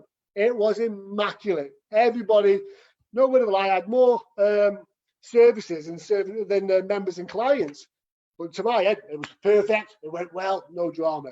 What's all this about? I don't know. But that's exactly how it was. In my head, I was still not transitioning. Emma, I never met Emma before till about 3 months after that LUF. And Emma said, right, let's have a chat, Gareth. She's even messing with me here, slow down. You're right. Because even then she keeps saying, slow down, breathe. You've got so much to say, no one can blink and stand you. Breathe. You've got monkeys in your head. You can see that. I know you're not from addiction background, but I guarantee you're addicted to work. No, whatever. You haven't got a clue what you're on about. Yeah. Slowly but surely, changed my mindset. I even wore jeans for work. Oh my gosh, what a fight I had with our lass about them. He brought me these blinking jeans and I was throwing them around the house. I'm not wearing them. Look at the clip of them. Can't iron them straight. Where's the creases? Oh yeah. Went hell for leather. Me and I lasted for ages. Anyway, long and short of it, LUF got me where I am. LUF is helping me. I'm still on a journey. I'm well aware of that. But LUF has helped me transition massively. Rebecca, you know what? She was massive for my transition. She really jumped on board. She was just straight to the point. She taught me boundaries on the spot. My hat goes off to you, as you're well aware. There's many times I said to you, save me, because I was a fool, absolute fool, to the stage where I lost everything because I was right. I was a soldier. Well, think about it. All of a sudden, I'm not a soldier anymore. Who am I? I've got to find me again for 20. That was a hard that will always be a transition for you, won't it? From being a soldier to a civic. From what? Whoa, hey, why are you being rude? What are you swearing for? Why are you swearing? Don't even swear. Don't even for that. What's this animosity for? Sorry, I call you civic. Sorry, darling. She texted me yesterday. She said, Gareth, we'll do your story tomorrow. Yeah. And she put underneath space civilian. I was like, whoa, hold on a minute. I had to reflect on that for about 10, 20 minutes. I said, Emma, you're not calling me civilian, are you? With a lol at the end. You might as well take that lol off and put an exclamation mark, trust me. And she goes, Gareth, not a chance I can call you civilian. We haven't got time for the therapy. You're right, we haven't. I totally agree. Trust me on that one. That's a good point there as well. It's like, it's not just, when we come into your front rooms and we'll tell you the stories and but there's a lot of work goes in behind the scenes, isn't there? We haven't got to where we've got by just clapping a lot, there's underlying issues, there's ACEs, there's, a lot of prayer, there's a lot of things go into where we get today, whether you are, whatever your addiction is, as Gareth just pointed out there. No questions. Got some questions for you, Gareth. Oh, really? Glenn? I'm here. So from Jack in the East has said, what made you want to work in this sector? That's you know what, to me it's all about mental health. It's all about it's helping people. I love to help people. I know I'm really staunch, don't get me wrong. I'm aware I'm sat in my front room in a blinking collar. I know what I'm like, don't get me wrong. But believe it or not, under all this armour, under this animosity, let's word it that way, there's a heart in there somewhere. I'm not just a tin man, honest, but I love to give. The lads in the army, all I ask for one word, just said, respect me, and I will bend over backwards for you. That I can promise you. The lads used to give me respect, and I would go above and beyond. My career was on the line quite a few times. I didn't care, as long as I gave to other people. I don't do this job for anything apart from seeing people smile, and it's as simple as that. That's why I came to this. Good stuff, Gareth. Got another question for you from Scott Parker. How has the transition shaped you emotionally from in the army to this line of work? Do you want to say, Scott, you're a bit of a tinker there? You know you are. Emotionally. Yeah, quite a lot. I mean, whilst I was in the army, if I spoke about half of this stuff to the lads or the lasses, didn't happen. You did not talk about this. You had a drink and you shut your mouth. Quite as simple as that. Stuff you've seen, stuff that happens, childhood, whatever, you don't talk about it. It's coming through Red Rose and LUF. I've actually owned, quote you there, Emma, owned my childhood. You know what I mean? Am I I'm not grateful for my childhood. That'd be stupid to say. But you know what? It's part of who I am. It makes me who I am today. It's made me realise I'm not letting this happen to anybody else. No big chief, no government, nobody like that is going to stand on a little man anymore. We're going to stand shoulder to shoulder, and that's what love's about to me. So emotionally, probably not. I'm going to divert the question slightly and go, I love LUF, and I love the way it's going. So I'm going to miss that one. Sorry. Do you? I was just going to say there, Gareth. Excuse me, phone's going off because this is life and we are real. Gareth, but as you're speaking there, I'm just visualising and thinking about the space that's being created for the love and for connections, because resources lay in your relationship, and the space that's being created between people to get vulnerable, to look at underlying issues as well, regarding, you know, mental health and baggage that we bring with us. That's a really important, I think, part of our journey is the relationships we build on the way within the spaces that are provided. And I just want to give a massive shout out to Gemma, your beautiful other half. Where is she? Hi, sweetie. You should be next to me. I know. I saw a little head bob in and I thought, Gemma's there. Gemma, cracking job with the food that you're giving out. And I know there's a lot of people benefited from that in St Anne's, Lancaster, Morecambe. So massive shout out to you, honey. Behind the scenes, flogging it like a grafter that you are. He's also a veteran as well. He's also a veteran as well, absolutely. Yeah, I'm mad. Hold on, she only did 15 years. She never got the full 20 years. Just want to put that one out there. We don't have rivals in the house, honest. I'm a big veteran than you.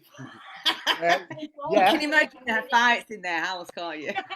I'm just going to come in because I've got to get this one in. You've touched somebody, Gareth, Dave Watson. So a shout out to Dave. He said, "Hi Gareth, my name is Dave Watson. I am an ex-Scots Guard. I got injured in Afghanistan in 2010, lost both his legs and his right arm. Me leaving the army wasn't easy. He set his sights on other stuff to do, and now he's a full-time athlete and motivational speaker." Yes. Well, we'll be hearing from him shortly then, I suppose, won't we? Will. What's his name, Glenn? Dave Watson. Dave Watson, please stand up. Please stand up, Please Dave. stand up. Please stand Brilliant. up in the LUF room. See, I'm doing that again. Well, Yeah. over to you. Over to you. Dave, I think if you can get, if Dave's listening here, 2010, 2009 to 2010 was my first tour of Afghan. And if I'm right in thinking off the top of my head, I think you boys were with us as well. So, yeah, I get it, mate. I know exactly what you mean there. Yeah. You are not alone. Just on that as well, can we press the share button, because obviously Gareth's stories there has touched somebody. So if the more people that share this, the more people it's going to get out to and obviously reach. So can I just say to you, please share? Yeah, absolutely. We were just in a discussion then, weren't we? We was, yeah. Yeah, like and share, guys, because you never know whose life this is touching. Just like on a daily basis, what we do is get out of bed to make a difference, and we do it anyway. And by now, if you've not worked out, Emma's got a really quirky sense of humour. She doesn't mean anything by it. So, you know, we know you've lost your legs, but that joke, please stand up, was a joke. It's just a bit of light. And we've got David. Squaddies have got the darkest sense of humour you can think of. Trust me. All right. We've got. He would like this. Don't even worry about it. Please stand up, and I guarantee if you're a squaddy, you'll laugh at that. So don't even worry about that, mate. Trust me. Absolutely. And come and get a seat in the LUF Lounge. Good man. We can pick that up as well.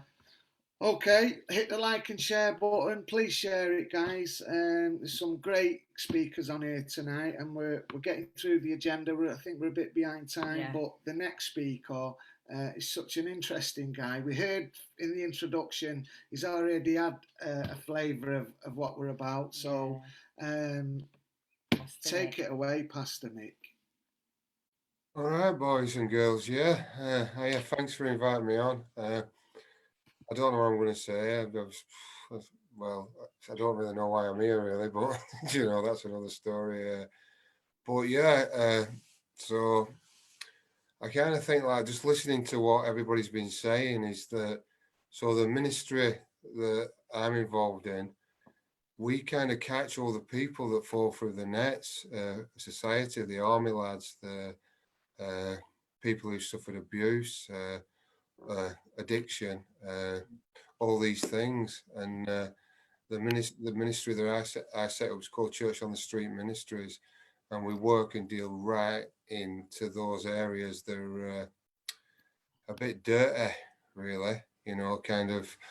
We're not very popular with authority because we challenge it, but we stand for people that don't have a voice, and yes, and there's a reason for that. You know, there's a kind of reason for that for within my own story. So I've kind of I've been clean for 10 years, approximately about 10 years now. Like some of the lads and lasses on here, I got clean through a 12-step program, and I had a God experience. But my life, early life, was kind of so I was attacked and raped when I was an 11-year-old boy, and on the same day, my sister died on the same day, and I remember being in bed that night, thinking I'm going to tell my parents what had happened, and I was biting the cover and crying so they couldn't hear me crying. And you know what? I never ever cried again until I was 44 and got clean. There were all those years went by with not a tear. And what happened within that time was I became more and more dangerous, more and more psychotic, more and more self-willed. Made lots of money, lost lots of money, became very rich, became homeless over and over again. And there was nobody spoke for me. I didn't have a voice. It wouldn't come out of my mouth. I had to pretend to be something else because I didn't know who I was. You know, I could just watch Godfather and a black Crombie and collar would be up. That was what I was, and I see it in the ministry. People struggling, people dying. There's many friends I know that were involved in LUF over the years, close friends of mine, many of which are dead. You know, they didn't make it. You know, they relapsed and they didn't make it. And there has to be a space for the people that fall through the net. yeah, There has to be. So the ministry that I set up is specifically for that, the people that fall through the net. So at the moment, so we work closely with addiction, obviously. So we have a Christian-based 12-step program that's phenomenally successful. It's a very high percentage of people that change. A lot of you guys here, you will know a lot of the people that are kind of it's kind of helped and touched. So we are a church, but you wouldn't recognise our church if you walked in it as a church. It's I'll just give you an example. So when communion comes, I have someone walk into the front for the communion, ordering 1 white, 2 brown on his phone with a dog, followed by somebody who's a millionaire, followed by somebody that sleeps on the car park, followed by an old lady. What we do is we all come together, we all help each other, and we're all the same within it. We have guys, ex-servicemen that are really suffering trauma, that are living on the street, that come to church. They come to church for something to eat, but they come to church to try to fit in with something, to try to do something with that order that they had that's just become chaos because they lost. They really, really, really, really lost. We're seeing kind of remarkable things happening. We're seeing lives changed and transformed, and you know, we believe that's God. I'm a Christian minister, you know, kind of type of thing. I had to learn to read and write to get a degree, and that's what I did. And then I got ordained, and then I set the ministry up. So that's kind of a little bit about me and how I come to be doing this sort of thing. But what we're seeing at the moment is, so we've always done a food bank, we've always done the addiction stuff, we've always fed the homeless and things like that. It's just bigger. It's just bigger at the moment because of this COVID. So I set a food bank up, and the food bank's become the biggest food bank in Lancashire over the last couple of months. So we're doing up to 1,000 a week. At the height, it's 1,000 a week, between 800 and 1,000 every week. But I want to tell you so people know what I'm seeing when I go. I'm going to houses. Now, this is not one-offs. This is all the time. And I'm going to houses and I'm dropping the food off. And I'm opening the door and I'm talking to the single mothers. I'm talking to the parents. And I'm telling you, every day I'm seeing children crying because they're hungry. And I'm seeing food banks go on and deliver a parcel of pilchards and cornflakes and something else to feed you for a week, a family of 2 or 3. Well, what we say is, bollocks, said the pastor. What we say is, we're going to give you a week's supply of food. I don't really care if you sell it. If you sell it, well, I'll give you double, because whoever buys it must need it, and you must need the money, and you still need feeding as well. So there's no criteria. I don't care how much smack you want to inject into your arm. I don't care how much you want to drink. I just care about you, because I know you don't have that voice. Yeah, a voice for the voiceless. So the kids are crying. I'm telling you, and the people who are listening, this is what's happening out there now at the moment. I'm taking food parcels, and sometimes the kids are ripping the bags open to eat the food. The system that we've been living under and operating under doesn't work. Our ministry is very much isolated from the local authorities, because we do it differently, and they kind of support us quite silently at arm's length, so we don't get supported financially from them.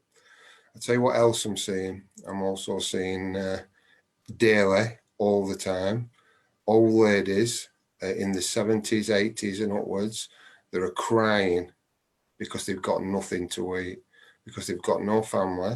They're that frightened because the doctors have rung up and said, you're on the list, you can't go out, you must stay in, or you okay for everything. They won't even go out in the garden. They won't even sit out in the backyard, and they're starving, and they're so proud they don't like to ask. So we step in there at that point, because what happens is I build a relationship with all these people. So they're not asking for charity, they're asking a friend to help them out. And that's what's different. So I'll tell you what else I'm seeing. We managed to get so many of the addicted community into housing because they had to acknowledge that they existed, because in East Lancs, I'm sure you know, but how they do the homeless count is basically a joke. It's an absolute joke. That's, you know, the official count is I go out on a set night in November and you must be undercover and you must be in view. So you must be bedded down and you must be in view. So for an example of if we took Burnley, for example, 2019, there's one homeless person. However, I were feeding 30 to 50 every week. So that's how the figures are. So I'll tell you what we've been doing. We managed to get most people into housing. We've had a year-long battle to try to get a night shelter that the authorities won't back. They refuse to back. So the guys, we got into housing at the moment because of COVID. And then obviously what happens, because they're erratic and they can't follow the rules because it's impossible, they lose the keys, they get off their heads, do all the stuff that they end up back on the street. And the authorities say, look, we told you so. All we're trying to do is say, look, let's get a night shelter so that people can just come, get their head down. It's a starting point. You can get something to eat, get your head down and off you pop in the morning. It's a beginning, because you don't need to be manageable to do that. You know, we can look after you. So we're seeing on the street at the moment, the people that we've got housed over the last few weeks going back onto the street. So on a normal week before COVID, vulnerable and the addicted and homeless community, on any particular day, we'd be feeding probably between 30 to 50 people. And now it's the same, but we're doing it every day now. I'm doing it every day. We were doing it kind of three times a week before. Now we're doing it every day. So we're not funded by anybody. We're supplied by God. So the people in the communities, especially the addicted communities, do you know what they do? They've got nothing, absolutely nothing. And they go into the cupboards and they take some out and they put it in a bag and they ring me up and they say, Pastor, mate, listen, here, just take this. Do you know what? If you're a millionaire and you give me 100 grand, do you know what? It means nothing. If you've got 4 tins of beans and you give me 2, it's everything. It's absolutely everything. You should be proud that, you know, the people of East Lancashire should be very proud of what they're doing and how they're helping us. I'm really, really fortunate that we kind of managed to kind of turn it into a charity now. So I've got good people behind me and helping me and organising things, you know, for me. But the most wonderful things are starting to happen. So this ministry, so when our brothers and sisters pass away and die of addiction and many other things, we don't charge. We do the funeral, I do the funerals, and we don't charge. But again, it's not very popular with the undertaker because he can't stick his bit on. So we're not popular. We're not popular. And this is what happens, you know, and you'll find it yourselves working within addiction that, you know, like the lady said, the lady who were on it earlier, Niamh, was it? You won't be popular when you do what's right because you'll be challenging authority. And when you challenge authority, it's not popular. But I'll tell you what it is popular with. It's popular with God and it's popular with the people who are suffering, you know. And the kind of the notion of the ministry and the notion of Christianity that I preach and we put out within the ministry is that, you know, when you see a homeless person or an addicted person or a soldier sat on the street that don't understand why he's there because his head's mashed in because of what he's done and what he's seen and what he's been around, and he no longer feels part of life. And you see people and they buy him a cup of coffee and they give it him and they sit and they have a little chat and they walk away. Well, buy fucking 2 and sit down together with him. If you had a friend, listen, just let me tell you this. I'll take my friend out for coffee, right? I'll sit in coffee shop and read my paper, right?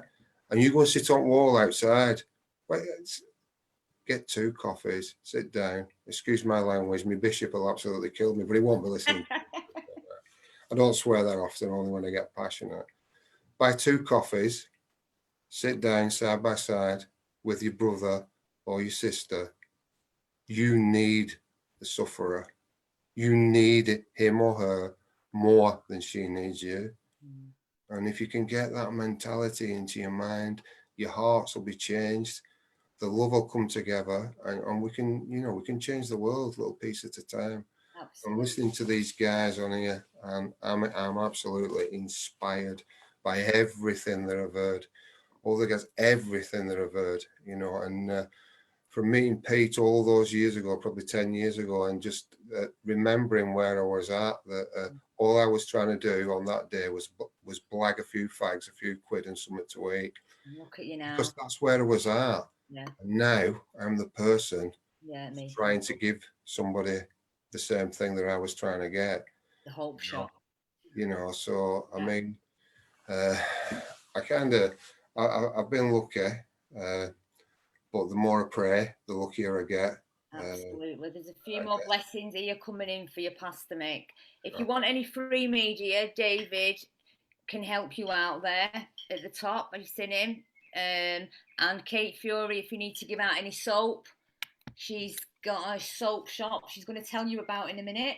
Brilliant. So there's offers even in the room, coming in the room. Well, that's amazing because the amount of food stuff and the amount of, you know, soap and things like that that we need is phenomenal. But I've never ever had to turn anybody away yet. The provision keeps coming, and like I say, we don't get funded by anybody, but the people, people give. Mick, tell us about the system you use. All right, so I can tell you the food bank system. So what I used to do, so I call it redemption because that's a theological, God, lovely phrase. or transferable skills. So I used to be, I used to work within, I used to be a drug dealer. Let's not mess about. So I used to sell drugs, lots and lots of drugs. But I had a system. So this system was really simple. The stuff had come to me and I'd take it and I'd give it out to other people and they'd bag it up. See what I did there? Bag it up. So they'd bag it all up. Then I'd go back, I'd pick it up, I'd drop it off and people would disperse it. That was the system. Yeah. That's exactly what we do with a food bank. It's the same system and it works just as well. Yeah. And I never get caught. So, it's kind of nothing. The thing is, nothing's wasted. Yeah. Even the bad stuff that happened when I was a child. I kind of tell you this, and then I'll shut my gob, I think, because I can ramble on when I get going. But and I said right at the beginning that I was sexually assaulted when I was a child, and my sister died at the same time. And what had happened was my mother used to take distalgesics, DGs, for a bad back. I knew nothing about drugs. I was just a sweet little boy. But I knew the pain went away when she took them and she could do stuff. So I took them. I don't even know why. And I was instantly addicted because I fought out in my body and I got this nice, warm, cozy feeling. And that's what happened. Now, when I came into recovery and I got clean and I felt this passion to want to help people that were like me, I found a guy in McDonald's and he was an alcoholic and a drug addict and he was really a mess. Anyway, I helped him and I was astounded. He got sober, he got clean, and I supported him the best I could. And I got him to some of the fellowship meetings and stuff and he did really, really well. And he got his family back in his life and all the things and everything else. He died clean and sober 2 years later. Now, this changed my life. What I'm going to tell you now absolutely changed and transformed my life. This is what led me to become a pastor, really. One thing I never told him, he was the man that raped me. And when I met him, I wanted to stab him in the neck. By the time I'd helped him, I couldn't say I loved him like Jesus loved him. But what I can say is I didn't hate him. And when I didn't hate him, I felt all this forgiveness inside myself for everything I'd done and all the people I'd hurt. And I just want to tell you that forgiving someone is only a choice and it doesn't make it right what we've done to you. But you can choose that. Yeah. I chose not to stab him in the neck and that was the beginning. And believe it or not, I had a knife strapped to my leg as well. Even though I was clean and sober, I was still ill. And I would have done, but I chose not to. And I got close to him and I helped him. And there came a point where I didn't hate him. I crossed the line from hate. I didn't quite make it to the love, but I cared. And I'm telling you, in all my recovery and all my life, and it's been the forgiveness from what's done to me and the feelings that I've got from it of myself being forgiven have been unbelievable. It drives me. It's like an explosion inside me. I can't tell you that there's nothing I can't do or won't do. There's nothing that'll get in my way. I don't fight. I don't do anything wrong, but there's nothing that gets in my way because I've got this power in me that's not me. And it's that. And you know, people will get sober. They will get clean. They will find God and they will be free and they'll no longer be trapped and they won't be sat on streets. The old people and the children won't be crying because we can make a difference. And when we do it together and we help each other, there's a power in it. And I call that Jesus and the Holy Spirit. You can call it Dave. I don't care what you call it. You know, I'm just telling you it's real. And when you get in that state, thank you for giving me this opportunity to speak as well. Thanks. Thank you. That's beautiful. Really heartwarming. I was just saying then, I was just thinking then as you're talking, and then when you get in that space, you can bless your enemies. But you can't do it without getting in that space first. And that's a journey, isn't it? Thanks, Mick. Thanks, Mick. That was beautiful. Is there any questions, Glenn? There's not any questions, but Lorna says that that's the most powerless thing that she's heard. She said that forgiveness is key. Yeah, that's it. And about potentially putting in for a brick fund to help with you. Just on that a minute, Lorna, I love you. I love that woman, and she's a woman of God as well. And I just think that I can imagine. So when you said that, I'm like, oh, because I know Lorna, and I can just imagine the identification. I'm just having a moment. So I love you, Lorna. A lot of love. Yeah. So thanks again, Mick, and we'll be staying connected. Filling out a brick fund. That's what we'll be doing. Yeah. Absolutely. Okay. Kate. Back on with the agenda. I know we're running a bit late this week, but We it's are. been right and proper that, It has, but we do need to say, Liz, can you just hold the sweets up? Put them on full screen. Everybody, guess how many sweets. If you forgot what it looks like, Liz, can you just give us a flick? you have to talk to get on full screen, Liz, and you're on mute. You have to talk. All the way over there. Liz, you've got to talk to get on full screen. I was talking, but just to myself. It's all right. We all do that sometimes. Bye, Dave. Oh, Dave's got to go. If you can guess how many sweets there are in this box, or as near as you can to it, yes. Whoever's the closest wins this box. Now, not bothered where you are, I will post it to you. We'll make sure it gets to you. Obviously, if you're in Outer Mongolia, that might be a problem.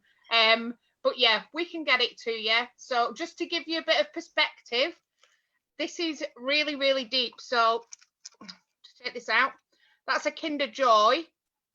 And the Kinder Joy is actually shorter than what the box is deep. So that gives you some perspective of how deep it is. 890. It's really heavy. And yeah, so try and have a guess of how many sweets there are in there. Do you know the magic number, Liz? I actually do. That's really sad, isn't it? Can I just ask Shelley from the Cabinet Office, are you keeping count of the numbers coming in, Shelley?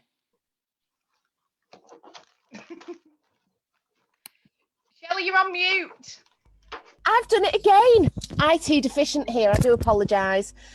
No, I can't see any of the threads at this end. I can't see any of them. You could all be bad-mouthing me and I wouldn't have a clue. But are you keeping count? I can't see any to keep count. Right. Can you see the box of sweets?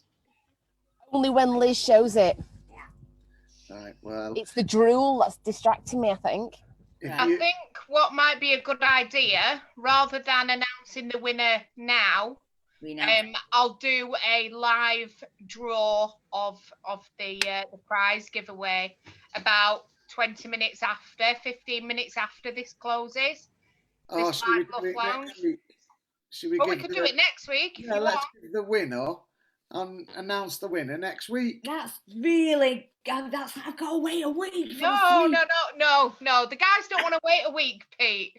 Right. They don't want to wait a week for the sweets. They want them now. We're telling next week we will have a picture of the winner eating the sweets.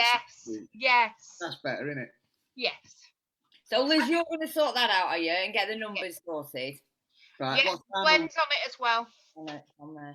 890. Right. 1,020.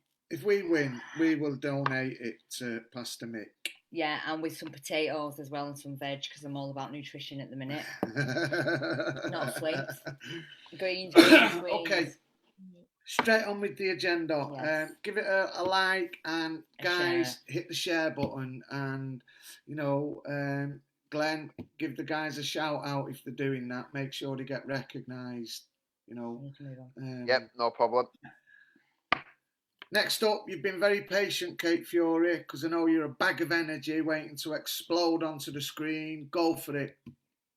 Unmute yourself and tell us a little bit about where you're at and how you've got there.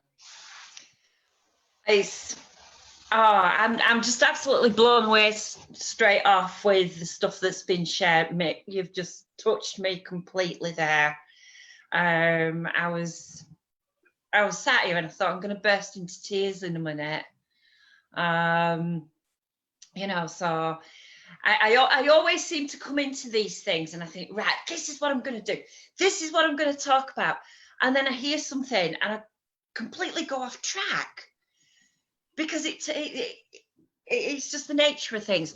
So I'm going to try and get myself back on track for what I'm actually here for. This particular live lounge, I haven't watched a lot of them, I've watched a few, but this particular one and being here tonight is especially poignant for me because on the 2nd of May, I turned 8 years sober, which, you know, yeah, me, I did it! I've got 8 years in! Run, girl! And you know, it wasn't my first attempt at getting sober, but the difference from getting onto where I am now of 8 years continuous sober, the difference was, apart from the fact I landed myself in hospital in a right mess, was the fact that I sat in a recovery group at Inspire, and this bloke and this woman walked in, and they were saying about doing some place up, right? And I was about as interested as I would be in a slice of wet bread at the time. And the bloke said to me, he said, right, are you coming? And I was like, And he said, what better have you got to do? What can you say to me? What can you tell me that you've got better to do on Tuesday afternoon? And I was gobsmacked. And that man was Kirk Ryder. Yeah.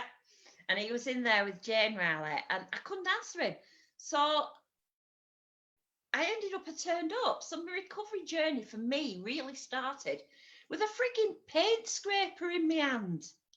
Thinking, what am I doing here? What's going on?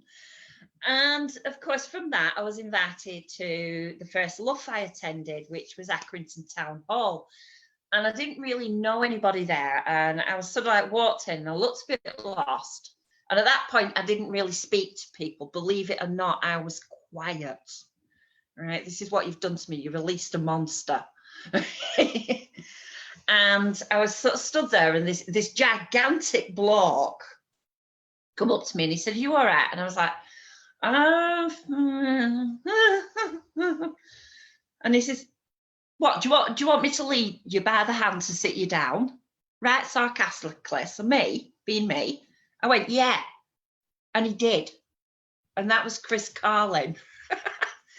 And, you know, that we've lost that made a difference. I just want to a say massive difference. And that first meeting, it was when everything was being split into localities as well. So also another person we've lost who was leading it at the time was Darren Walters. And all three of them people at those very, very early stages led me in, captured my imagination and inspired me to actually join LUF. And all three of them are now, they're sadly no longer with us. And they, to me, those guys, legends, you know. And not long after that, I was under Work Solutions, it was called at the time, at Inspire, and they were trying to get me going. Now, my situation is I'm a single parent to a disabled child. So going out to meetings in an evening, it just weren't happening for me. I couldn't do it. I never left my child in when I was in addiction. I was not going to do it when I was in recovery. So they were trying to find me things to do, and my self-esteem, it had been described as so low, it was in my boots. And I said to that comment, I said, well, that's an improvement. That's how bad it was. And these conversations all the time were, well, what can you do? And nothing. What can you do? Nothing. Nothing. I felt so hopeless. I didn't even think I really deserved to live. I will be honest with that. I felt I was just there to make sure that my child was fed and looked after. That was my life. I don't think at that point I really felt like I even had a name anymore, let alone a voice. And I was going through this situation of letting go of the one thing that had helped me get through, the one thing that was destroying me, and that was alcohol. So I'm going through this massive process.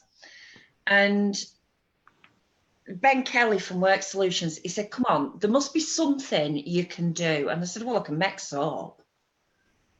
Like everyone else can do it, you know, it's just such an ordinary thing, yeah, you know. And it was like, well, let's work on that. You know, come on, that's unusual. That's different. Like, never heard that before. And I was like, well, I also make my own washing powder. And he's like, what? And my own furniture polish and my own cleaning products. And he was like, are you kidding me? You're telling me you can do nothing? And I'm like, and I kind of took it to the guys at LUF, to friends there that I made. And they were like, well, I'd have some of that. Like, wow. And this is all natural. And I'm sort of thinking, what the hell's going on here? You know, I can do something that's not what everyone else can do. I mean, I can't cook for toffee, I'll say that. I can follow a soap recipe, but you ask me to cook anything and I'm phoning a takeaway, right? And what happened after that was Ben Kelly was saying, well, we've got this brick funding and maybe we can use some of that to actually help you set up. And it took a lot of work. And at the time, it was LDAT that you've heard mentioned, Lancashire Drug and Alcohol Action Team. And what was sort of going on was they were playing with this idea of this Red Rose recovery, the business end of LUF, because LUF was getting big. It was getting massive at the time. And I know Emma, of course, Pete was there. David was around at the time as well. So many other people, so many amazing, incredible people. And it was like, okay, well, maybe we can sort of look at this. And myself and Ben and a few others from LUF as well that were sort of on board with the Red Rose recovery as it was becoming, because it didn't actually exist.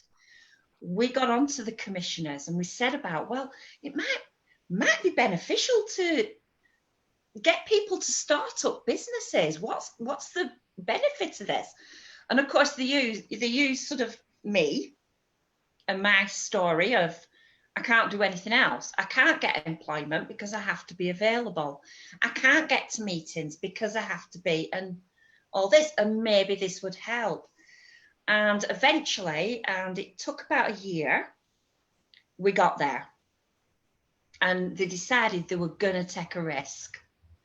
And I actually got a grant of £3,648. I think it was 24p. And then on the 2nd of May, again, when I celebrated my first sober birthday, I opened my shop in the market hall. And what an incredible feeling. I mean, that was something.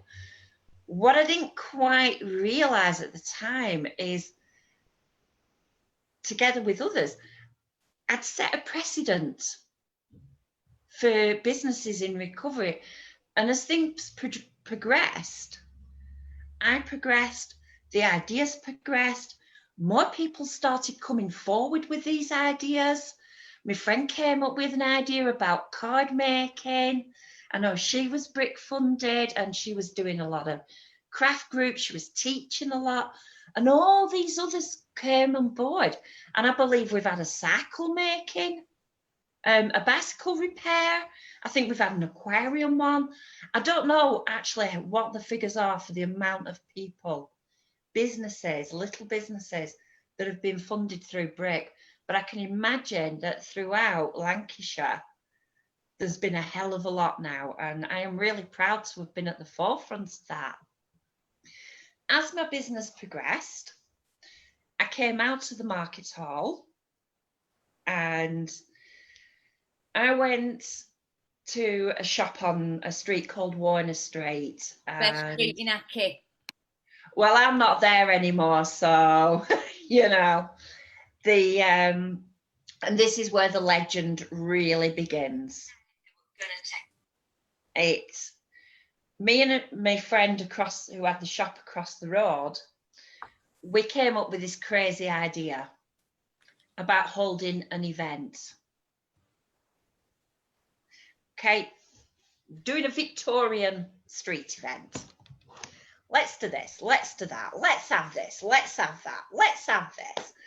And meanwhile, my mate, right, she's going, we're doing this, we're doing this. She's ringing the council and saying, can we put a live child on the Christmas tree and all this lot? And she's got me running round, sorting out the legalities, sorting out the finances, sorting out the health and safety. And I'm like, oh my God, my head is going to burst. She was just sharing stuff and I'm thinking, you know, what's going on here? Oh my God. And come the night when we thought, oh, a couple of 100 people will turn up, bloody 7,000 people turned up to this event. So I mean, it was pretty amazing. And we had a lot of the recovery businesses having stalls. We had a lot of people from recovery, from Red Rose, from Inspire. We had a lot of them involved at very different levels, from stewarding to all kinds of things, from even just mopping my tears up, because believe you me, there were bloody plenty.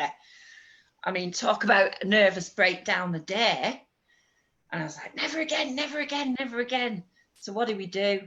We did another one in the summer, which involved, we sent 200 motorbikes and mopeds down a very narrow street. All kinds of things that Accrington had never seen before. So suddenly I went from somebody who just made a few little nicey beauty products to, well, what can I say? Event organizer extraordinaire.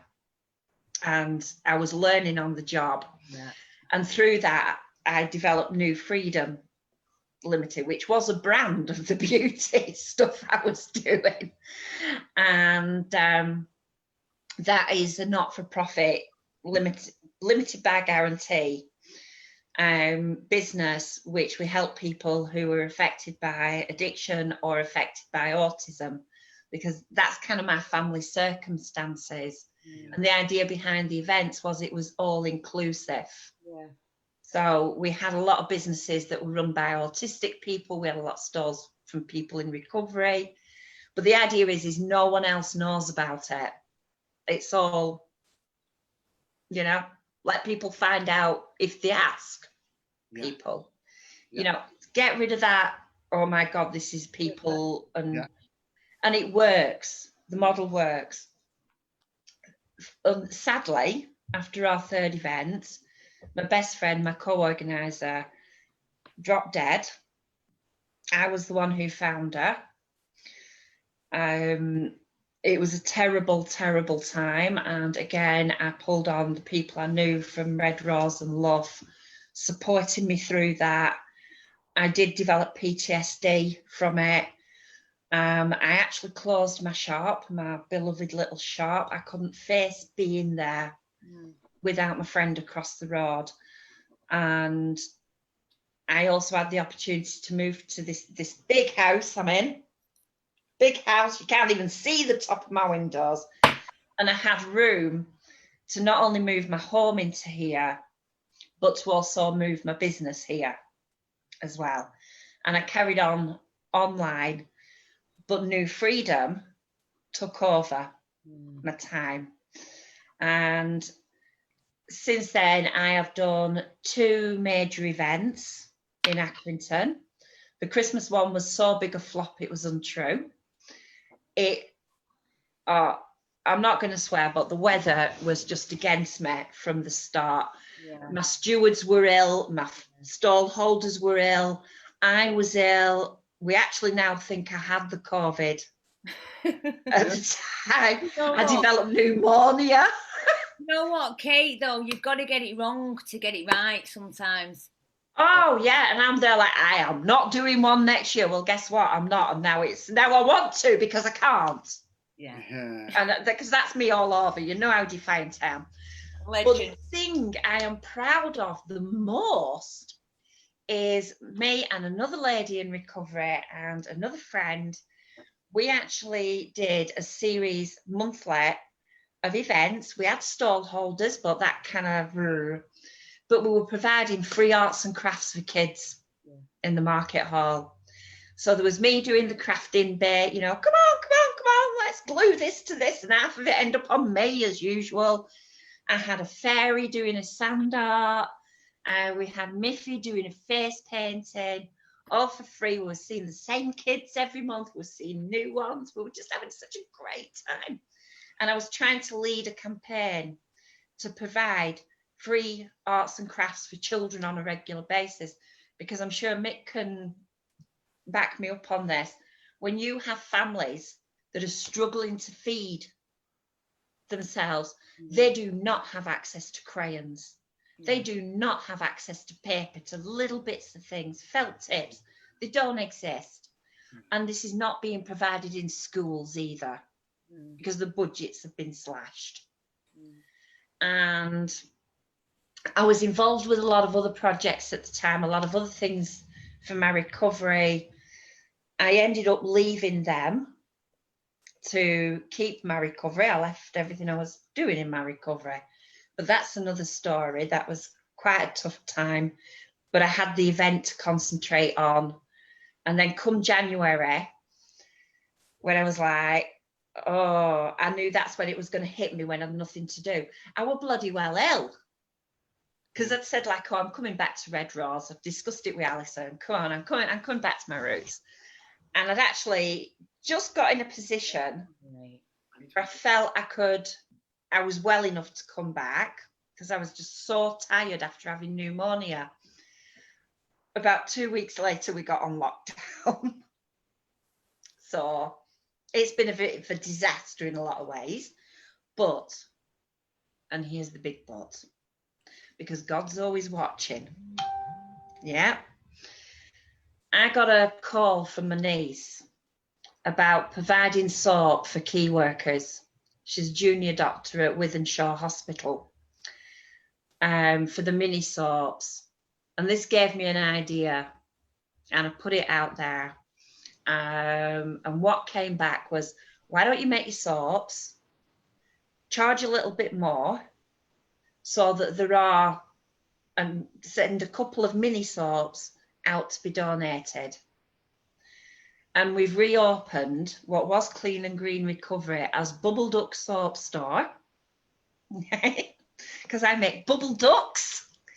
So far, we have donated 4 kilos of mini soaps to key workers, to NHS staff. Some have gone to the hub, Hyndburn hub. I would like to make the same offer to Mick as well. So I'm going to show you an example, because one thing's disappeared of the mini soaps. Here they are. Oh, Yeah. Have they got? That's a strawberry one. Right. And the reason why they're so small is because when you have a bigger soap, particularly if people are homeless, it's carrying them around. So it doesn't matter if they're just left. Great idea. You know, they will last a long while, but it's bulk, isn't it, when people are carrying them around. And they are actually high quality, and they're made from essential oils. This is lemon. course it So is. there you go. So I will make you some more for a donation. So I'll make at least 1 kilo for you, Mick, to go out. And they can be Nice given one. out, sold. I don't care. Kate, because Yeah. for time, if anybody wants to get some of them products, because they make lovely presents. Yeah, they do. Oh, yeah. How do they get in contact with you? How do they buy it? Well, my website is www.bubbleducks.com. Right. And what I am going to do is, you see this? This is Lemony Bubble Duck. Yeah. Quack, quack. This is Lizzie Bubble Duck. Quack, quack. And she's made out of lavender. She should be purple. Oh no, because I'm going to do a special one for Recovery Month. Oh, of course. Yeah! Me.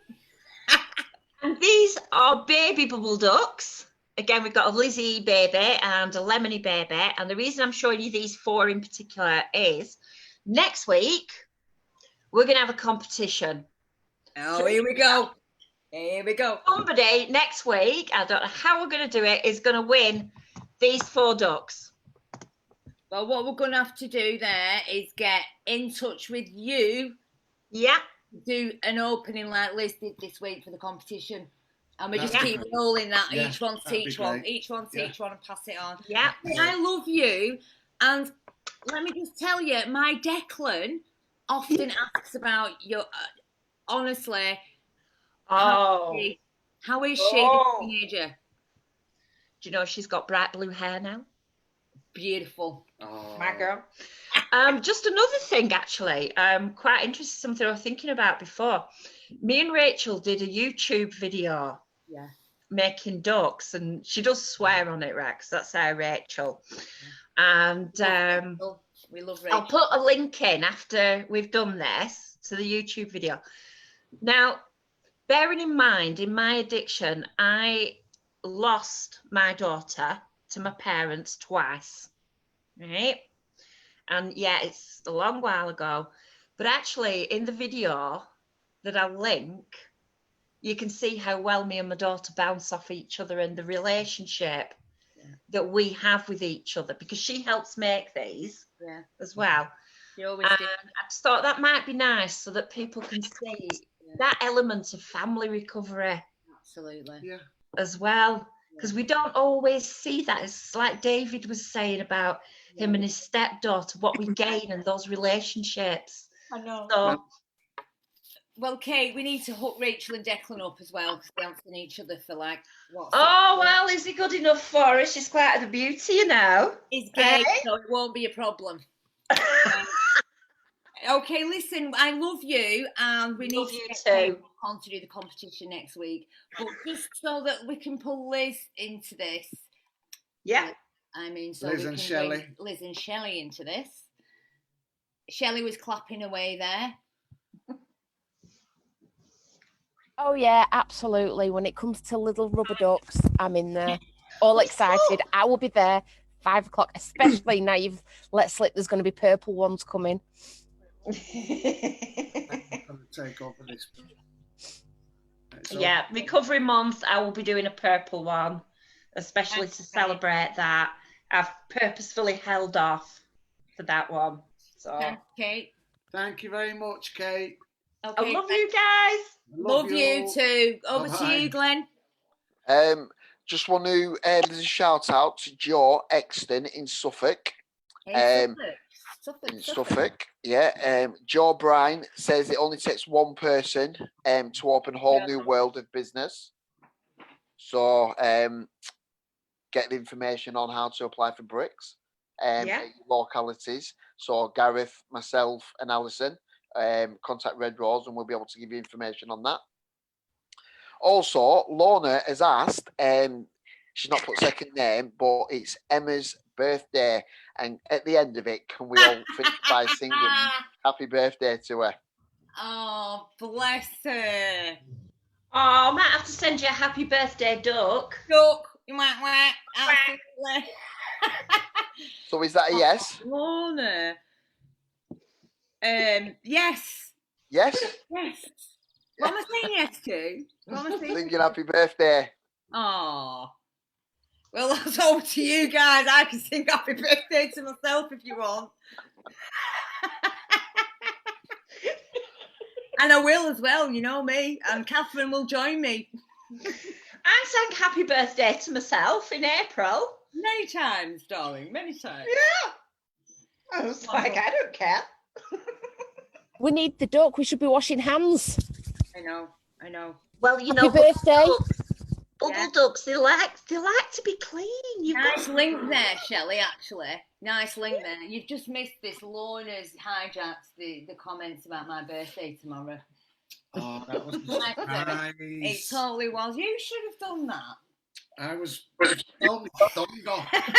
Big surprise. Blown for you there, Pete. I know. Oh, yeah. We had a lineup, the guys were ready. Oh, it's all blown now, that's it. Yeah. Okay. What are you look, Glenn, you're looking at me. Do you want me to say something? No. I say you leading to the next person in. I was just saying at the end we'll sing happy birthday to him there. Okay. And just to let you know, me and the boys have got a surprise lined up for Emma, but that will be on her birthday tomorrow. Lorna, I'll send the evidence in the WhatsApp group, which is called accountability. We have had a committee meeting over the last couple of weeks and it's well planned out. Don't worry about that, Lorna. I'll send evidence on the WhatsApp group. So Liz is back in again. Liz, you want admitting twice, do you? There's two Elizabeth Lunds. Of course there is. There's not just Sorry, I'm currently on my phone because the laptop died. It's now on the laptop, so I'm going to go. Which person are you tonight? Which persona? Well, Beth Ferguson, Elizabeth Lund, Liz Redrose, pick whatever you want. Beth.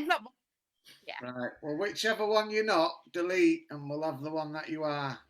Okay. I'm done.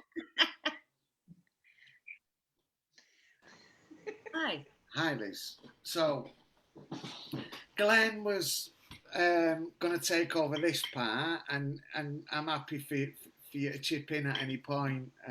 We was having a discussion around you've come through the LUF, you chair the LUF, you've been volunteering for Red Rose Recovery, but you're also part of the leadership programme, and on that leadership programme you supplied with a mentor from the Cabinet Office, which is why Shelley's here with you. And Shelley's been coaching you to develop a business, hasn't she? And you're brilliant at marketing, because one of the things you've done is you've said, I'm going to give you a prize giveaway, and people know now about your business. And we want to give you an opportunity to just tell us a little bit more about that. Okay, hi Shelley. Sorry for dragging you in on this. Okay, you're back, don't worry. So can I just tell you why I set this up? No, I'm not. I'm going to rewind. Sorry. Just 3 years. Like I do. Very, very quickly. So I joined Red Rose Recovery. I was kind of conned by Emma into coming along for a day to get me out of the house. I was in a really, really dark place after losing my partner to addiction. And I can say that today without crying. But it's hard. She found me in a really dark place and she brought me along to Red Rose. I had no idea about addiction. Even though my partner was an addict, I didn't know anything about it, didn't know recovery existed. So I did these 5 days of training, but after that first day, in fact, no, after just the morning, at lunchtime, I said, is it on tomorrow? Can I come tomorrow? And that was the first time in 6 months that I'd actually wanted to do something. I was surrounded by people that had been in addiction themselves, who I would ordinarily have felt quite intimidated by some of them due to the stigma that's kind of drummed into you as a society. But I found that morning that, do you know what, these people have been through so much, and look at them, they're sat here. and they're trying to improve their lives. They're trying to better themselves. They're trying to give back to the community, and I found that really, really beautiful. So, you know, people in my personal life would say, "What were you doing talking to them? Why were you stood with her? Do you know what he's done?" And do you know what? I'd say, yeah, I do actually. I know it in gross detail what they've done or what she does now, but I see past that. I don't care what you've done. It's not about that for me. Because that's just circumstantial. That's just what comes because of the addiction, which is a result of some form of trauma, some life experience that's, you know, you've turned to that substance for a reason. You didn't just wake up and say, "Shall I be an addict?" or fancy some heroin, you know, one sunny afternoon. So I did those 5 days of training, and I've never looked back. I came into Red Rose Recovery. I'll probably cry. Pretty suicidal.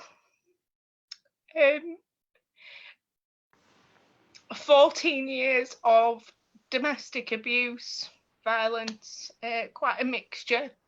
In and out of wrong decisions. Affected my life, it affected my family. I just didn't know it. I didn't see a way out. I was broken. It really upsets me even to this day that I was at such a breaking point when there was in fact so much help out there and just didn't know it.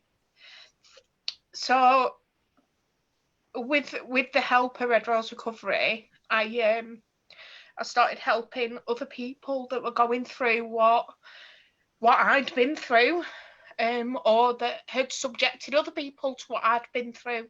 It always had a really personal connection to me.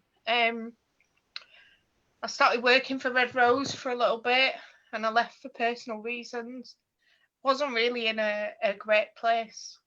I will stop crying in a minute or so.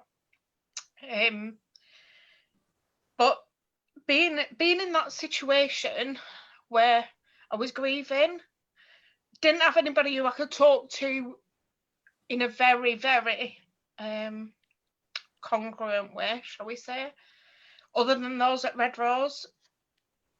They got me through it. They put a lot of opportunities my way.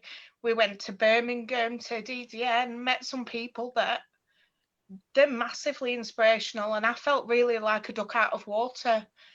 But the moment I did, Red Rose and LUF were really wrapped around me and just looked after me. And they nurture you.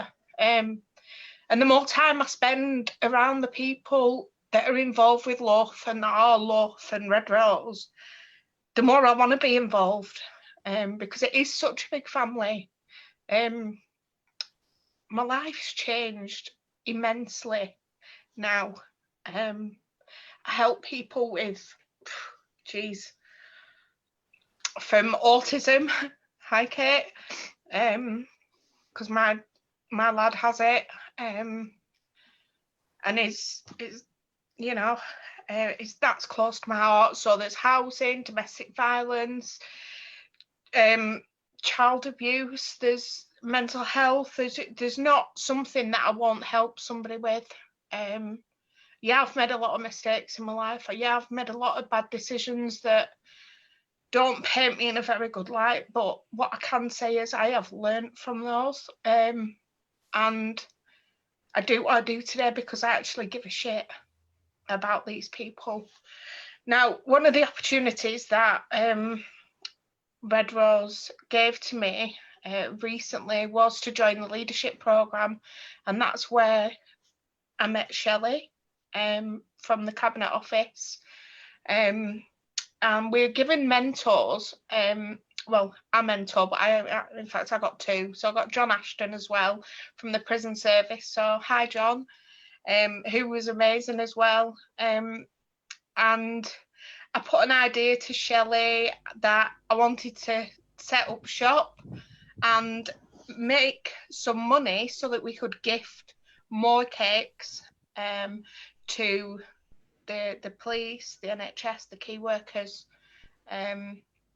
just to go fill you in on the cakes. My daughter's been making some really quite indulgent cakes. If you have a look on the Munch page, you'll see them on there on Facebook. And we've been gifting them recently to the Priory Hospital and the response team at Preston Police Station. And a few care homes have received treat boxes. But I couldn't sustain this financially. Talked with Shelley, and yeah, she's helping me to make that into a proper business. Because I want to keep doing it. It's not about lockdown. It's about, do you know what? It's about time people realise that other people matter. It doesn't matter for what background you've got. It doesn't matter if you're in the police service, or if you work in a corner shop, or if you're a bin man, or if you're a pastor. It doesn't matter. You know, if you're serving to help others, we want to say thank you. Yeah.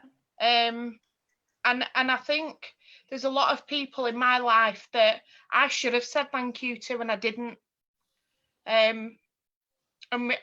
I'm really proud of my daughter. She's a really grateful, very grounded, mature young lady, and you know, she wanted to say thank you as well to people, and I really want to encourage that in her, because I think it's really beautiful, considering, you know, the adversities that we've been through as a family, that she's come out the other side wanting to give back. So just over to Shelley, because the business side of it is an absolute minefield to me.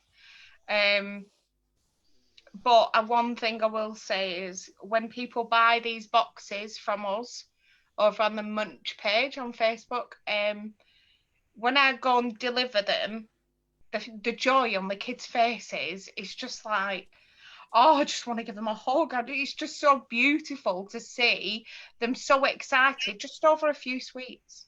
Oh. You know? So you've birthed something. Pardon? You've birthed something, haven't you? Yeah, and COVID. Yeah, but it's not just through COVID. It's Red Rose has given me so much.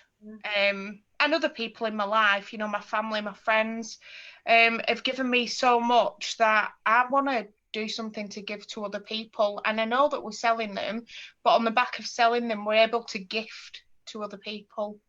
Yeah. Which, yeah, I know I got all emotional. My daughter will probably be ringing me saying, "Mum, why are you crying?" Pardon? Nothing wrong with that. No, you know, I'm comfortable with it today. I'm all right. I know pain hurts. It's not going to stop being a pain, but I'm able to talk about it today.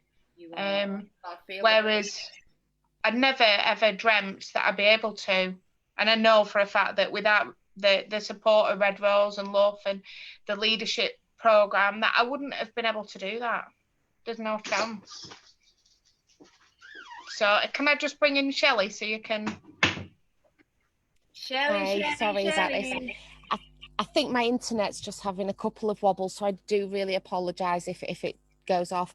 I think I just want to reiterate, every single person that's spoken today is an absolute inspiration in themselves. And I think the reason that I've come into this is because I want to do something to help other people. Now, I got involved back end of last year, and I heard quite a few different stories, which, well, I said to Glenn earlier on, I'm going to have to stop doing these, because every time I come on, I end up shedding tears. There's no point putting the makeup on. But I think the key thing for me is I'm in a very privileged position, and I have got something that I can give to other people. And it's not something tangible.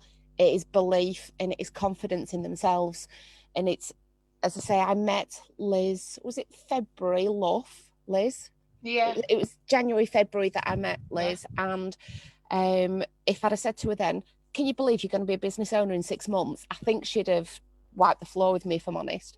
But to think how far she's come now, and the confidence that she exudes. I just think she herself, I think, Liz, you really do have to take credit. You're an inspiration. You really have taken the bull by the horns and you have run with it. So you really are something to be proud of. Thank you. Absolutely. And let's birth more. Let's do more. Let's Brilliant. sow them seeds. Sow them Brilliant. seeds. I think as we Oh, sorry, can I just interject? Because what I'd like to say to you, Liz, sorry, it's just simply I felt exactly the same way when I started up. And that's 7 years ago. So I may well be putting a call into you, Kate. You two should hook up. Oh, yeah. Yeah. Definitely. That is She's got sweets. That's a night in maid. She's got sweets. And she's got sweets. And you've got cleaning products. Mum's night in. Yeah. Can I just say, when we was designing the leadership programme and developing the partnership with the Cabinet Office, one of the things that struck us was in the initial discussions, you guys were saying, look, it's not just about us coming in to give something from you. We value what you've got, and we value your experience enough to expose our staff to it, because we believe that'll make them more rounded people. And that was it had to be a pivotal point, because we don't want to teach our people to be self-helpless. There's enough problems in the system that create more dependency. We've got to be saying our guys have got something to give, and it's worth something. And that struck me as a pivotal point with the initial discussions, and I thought we're on the same page there. Yeah, very much so. It's more of a mutual sharing agreement rather than we're just Mick said it before, we're not asking for charity. We're asking for relationships, respect. We just want to have the ability to be able to work hard at something we are good at and something we enjoy, and we just want that opportunity to be able to be productive members of society in one form or another. And for, whether you're a single parent in addiction or whether you've been to prison, many of us have got so much stacked against us already. Yeah. But that self-employment is the best way for us. Yeah. And you know what? Why don't we ask people if they've got business ideas? Put them in the comments. Kate, that was just where the synergy is amazing. That's just where I was going to go, Wonder Woman. Just going to throw it out there to the community. If there is any questions, we have gone like an hour over. Yeah, so... if you're still with us, then it's good thing. If you're still there, then that's brilliant. Well, can I just come in? Yeah. The reason I'm going to come in is because I want to give a big shout out to Shelley and also Liz. I'm going to start with Liz. So when I met her about two years ago, give or take, she chucked me in the deep end when I didn't want to go into the deep end at that time. I got a phone call. Do you remember this, Liz? Yeah? I got a phone call about 2 o'clock in the afternoon saying, oh, do you want to do a talk about your story, thinking that there'd be about 10 people there, give or take. I went into a church and it was just full of professionals, and I nearly had an heart failure, literally. And she did chuck me in the deep end, but it gave me confidence to be able to talk about my story. So I just want to say thank you. And from that moment, sorry? You were brilliant. I do have the video somewhere. Oh, I don't want to see it. I'm all right with that. I'm just saying thank you. That's all right. But also on the leadership program, I just want to say how pivotal it's been in people's, obviously like yourself, Liz, and stuff like that. And for me, it's more about the relationship that it's Red Rose and the Cabinet Office, and also myself, Shelley, that's in with that. So when you was delivering the leadership to these individuals, I come up to you and a work colleague of mine and said, what about us getting mentored? I want to get something out of it as well. I want to learn. I want to grow. And I thought, I'm going straight to the top. I'm going to go for Shelley. I want her to mentor me. And that's obviously developed into a relationship where we speak outside of work hours and stuff like that. And you've also put your time and effort into that, where you've mentored us outside of hours. And I just want to say thank you to that. And I've heard words that I probably never never dreamed of. Intrinsic. Intrinsic and extrinsic, yeah. And it's also, I've got a job, but we can all learn and we can all develop and we can carry on developing, and I'm still doing that. So I just want to say, and also when we sat down in the meetings to develop this leadership, we also said that to volunteers that once you've progressed and if you're at a position where you want to employment, you can go onto a bank of work, and that was the incentive to be able to come and do this. Now, yeah, and work's gone on behind the scenes. We have meetings on a weekly basis to try and get it right. It was a new project. Some things we got wrong, some things we got right, but it was about developing it. And I think we've got to a point now where it's at a point where people can achieve from it. Gareth, Alison, Richard, shout out to everybody, Pete and Emma, and we've got a meeting this Friday as well coming, and it's about the individuals. It's not about us, and it's not about Red Rose. It's not about the Cabinet Office. It's about the people and about getting them to a place where we believe that we can get them. So I just want to say thank you for that, and thanks to everybody for joining us. I think just on the back of that, I think it's only fair to say it's not just Cabinet Office, it's the entire civil service that's involved in this. And I think there is a lot of time, there's a lot of genuine, heartfelt sincerity that goes into this, and they do put a lot of their own time in. Now, yes, it's a very fluid product, and yes, it is something that, okay, we didn't hit the nail on the head first time round, we've given it a tweak, and I personally feel we're in a much, much better position now. But I think it's important for everybody to understand that we all recognise that the product that it is today is not going to, it's not going to remain in that situation, because every person that comes through is a completely different individual. They've got their own quirks, they've got their own passions, and it's important to know that the mentors do work behind the scenes to actually, that would be really good for this individual, but it might not be very good for that individual. And I just want to go out and just say thank you to every single one of them, because I know that there's a lot of them that are currently working at home. There's some that are not working at all, and they are still giving me 100%. So thank you very much to those. I want to shout out to Shelley's team as well, because I loved training them guys up. And you know what I loved about them the most?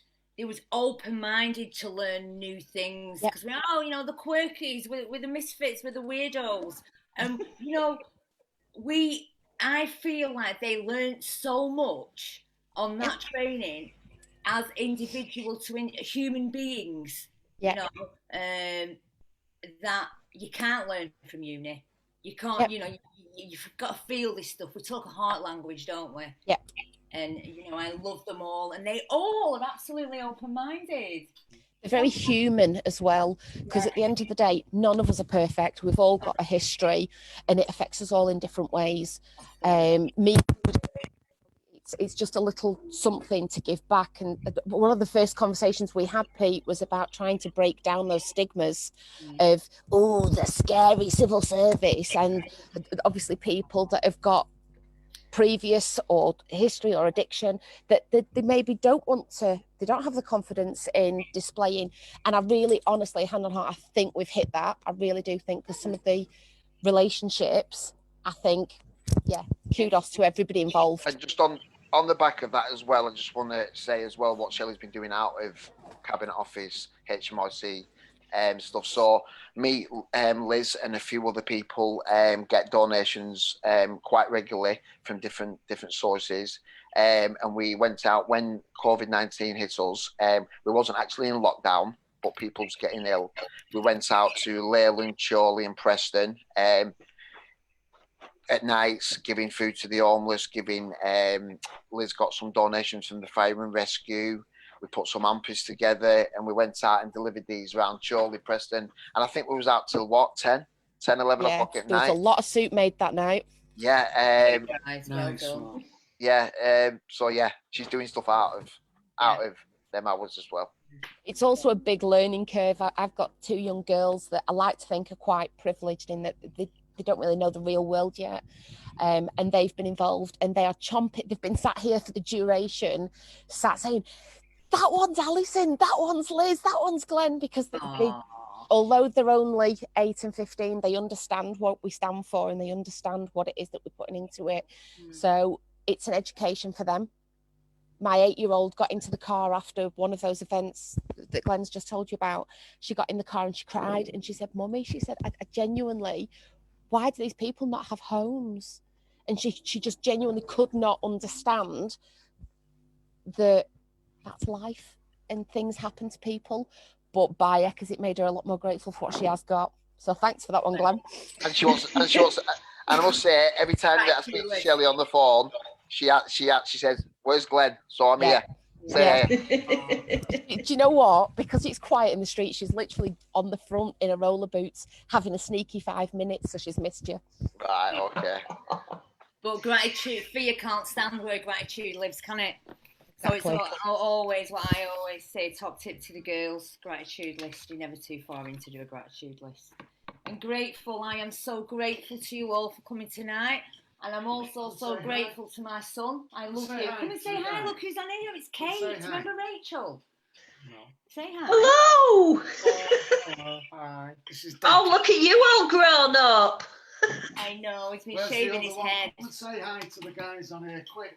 Oh, he's too gangster to say hi. Oh, do we have to wait till you put your shoes on to say hello? Yeah. Too school for cool. Too cool. Oh, yeah. Come on. This one is, actually. Oh, my God. Look at the size of you. I know, Kate. Whoa. When did you grow?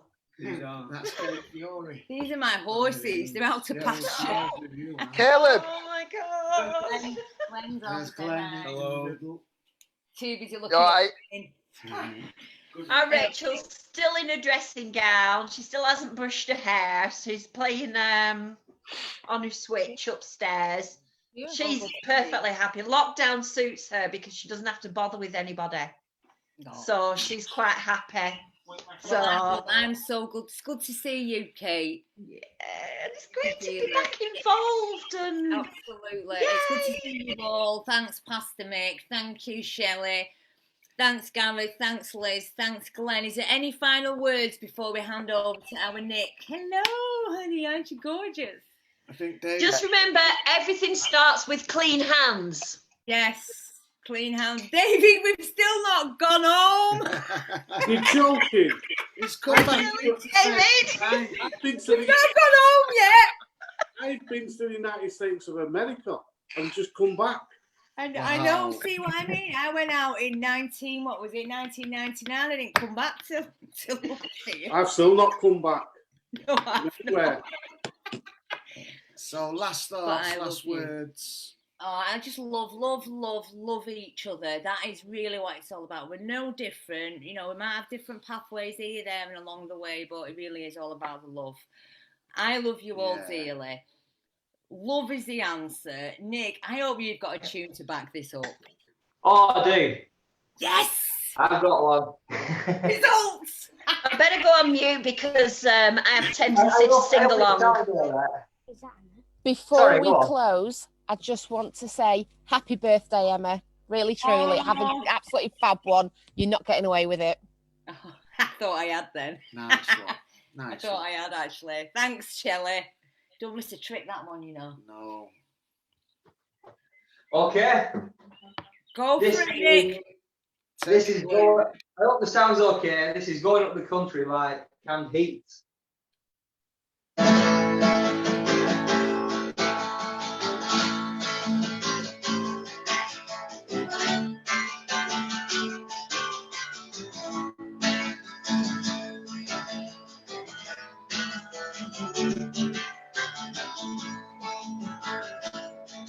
I said I'm going up the country, baby, don't you want to go?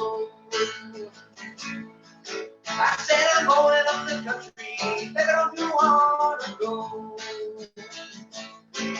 I said I'm going up the country, right on the more.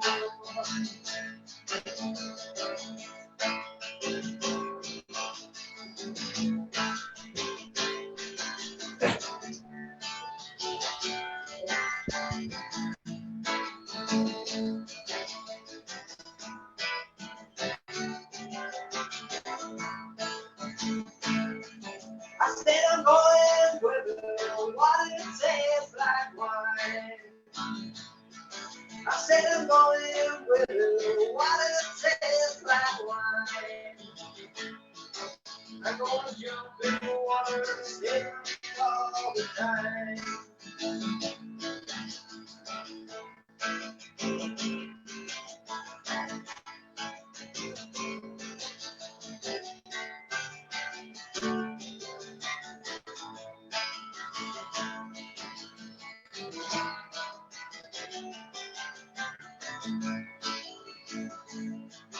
I'm gonna leave this city, got to get away. I'm gonna leave this city, got to get away. All this abundance, like man, you know I sure can't stay. No use in you running, or screaming and crying, 'cause you got a home as long as I got mine. No use in you running, or screaming and crying, no, no, no, no, 'cause you got a home as long as I got mine.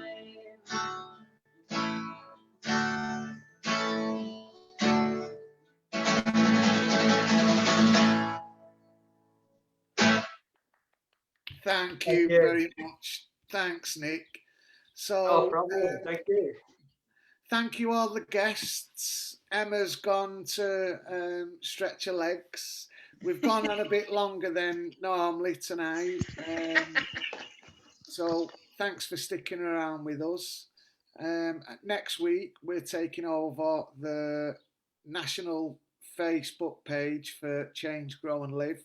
So our audience and numbers will be greatly increased. So, you know, our reach to potential markets and opportunities to tackle stigma will be vastly improved. But I think tonight I've really enjoyed it. It's felt like, you know, we're a family. We're all in it together. It's felt very relaxed. So, you know, that's my perception. What about you, babe? Well, you're all welcome in my front room any night of the week. I love you all dearly. Love is the answer, guys. So stay blessed. Good night, and tune in again next week. Bye. Love you. Bye. Love you. Bye, guys. Thank you. Oh, thanks, Dave. Bye. See you. Bye.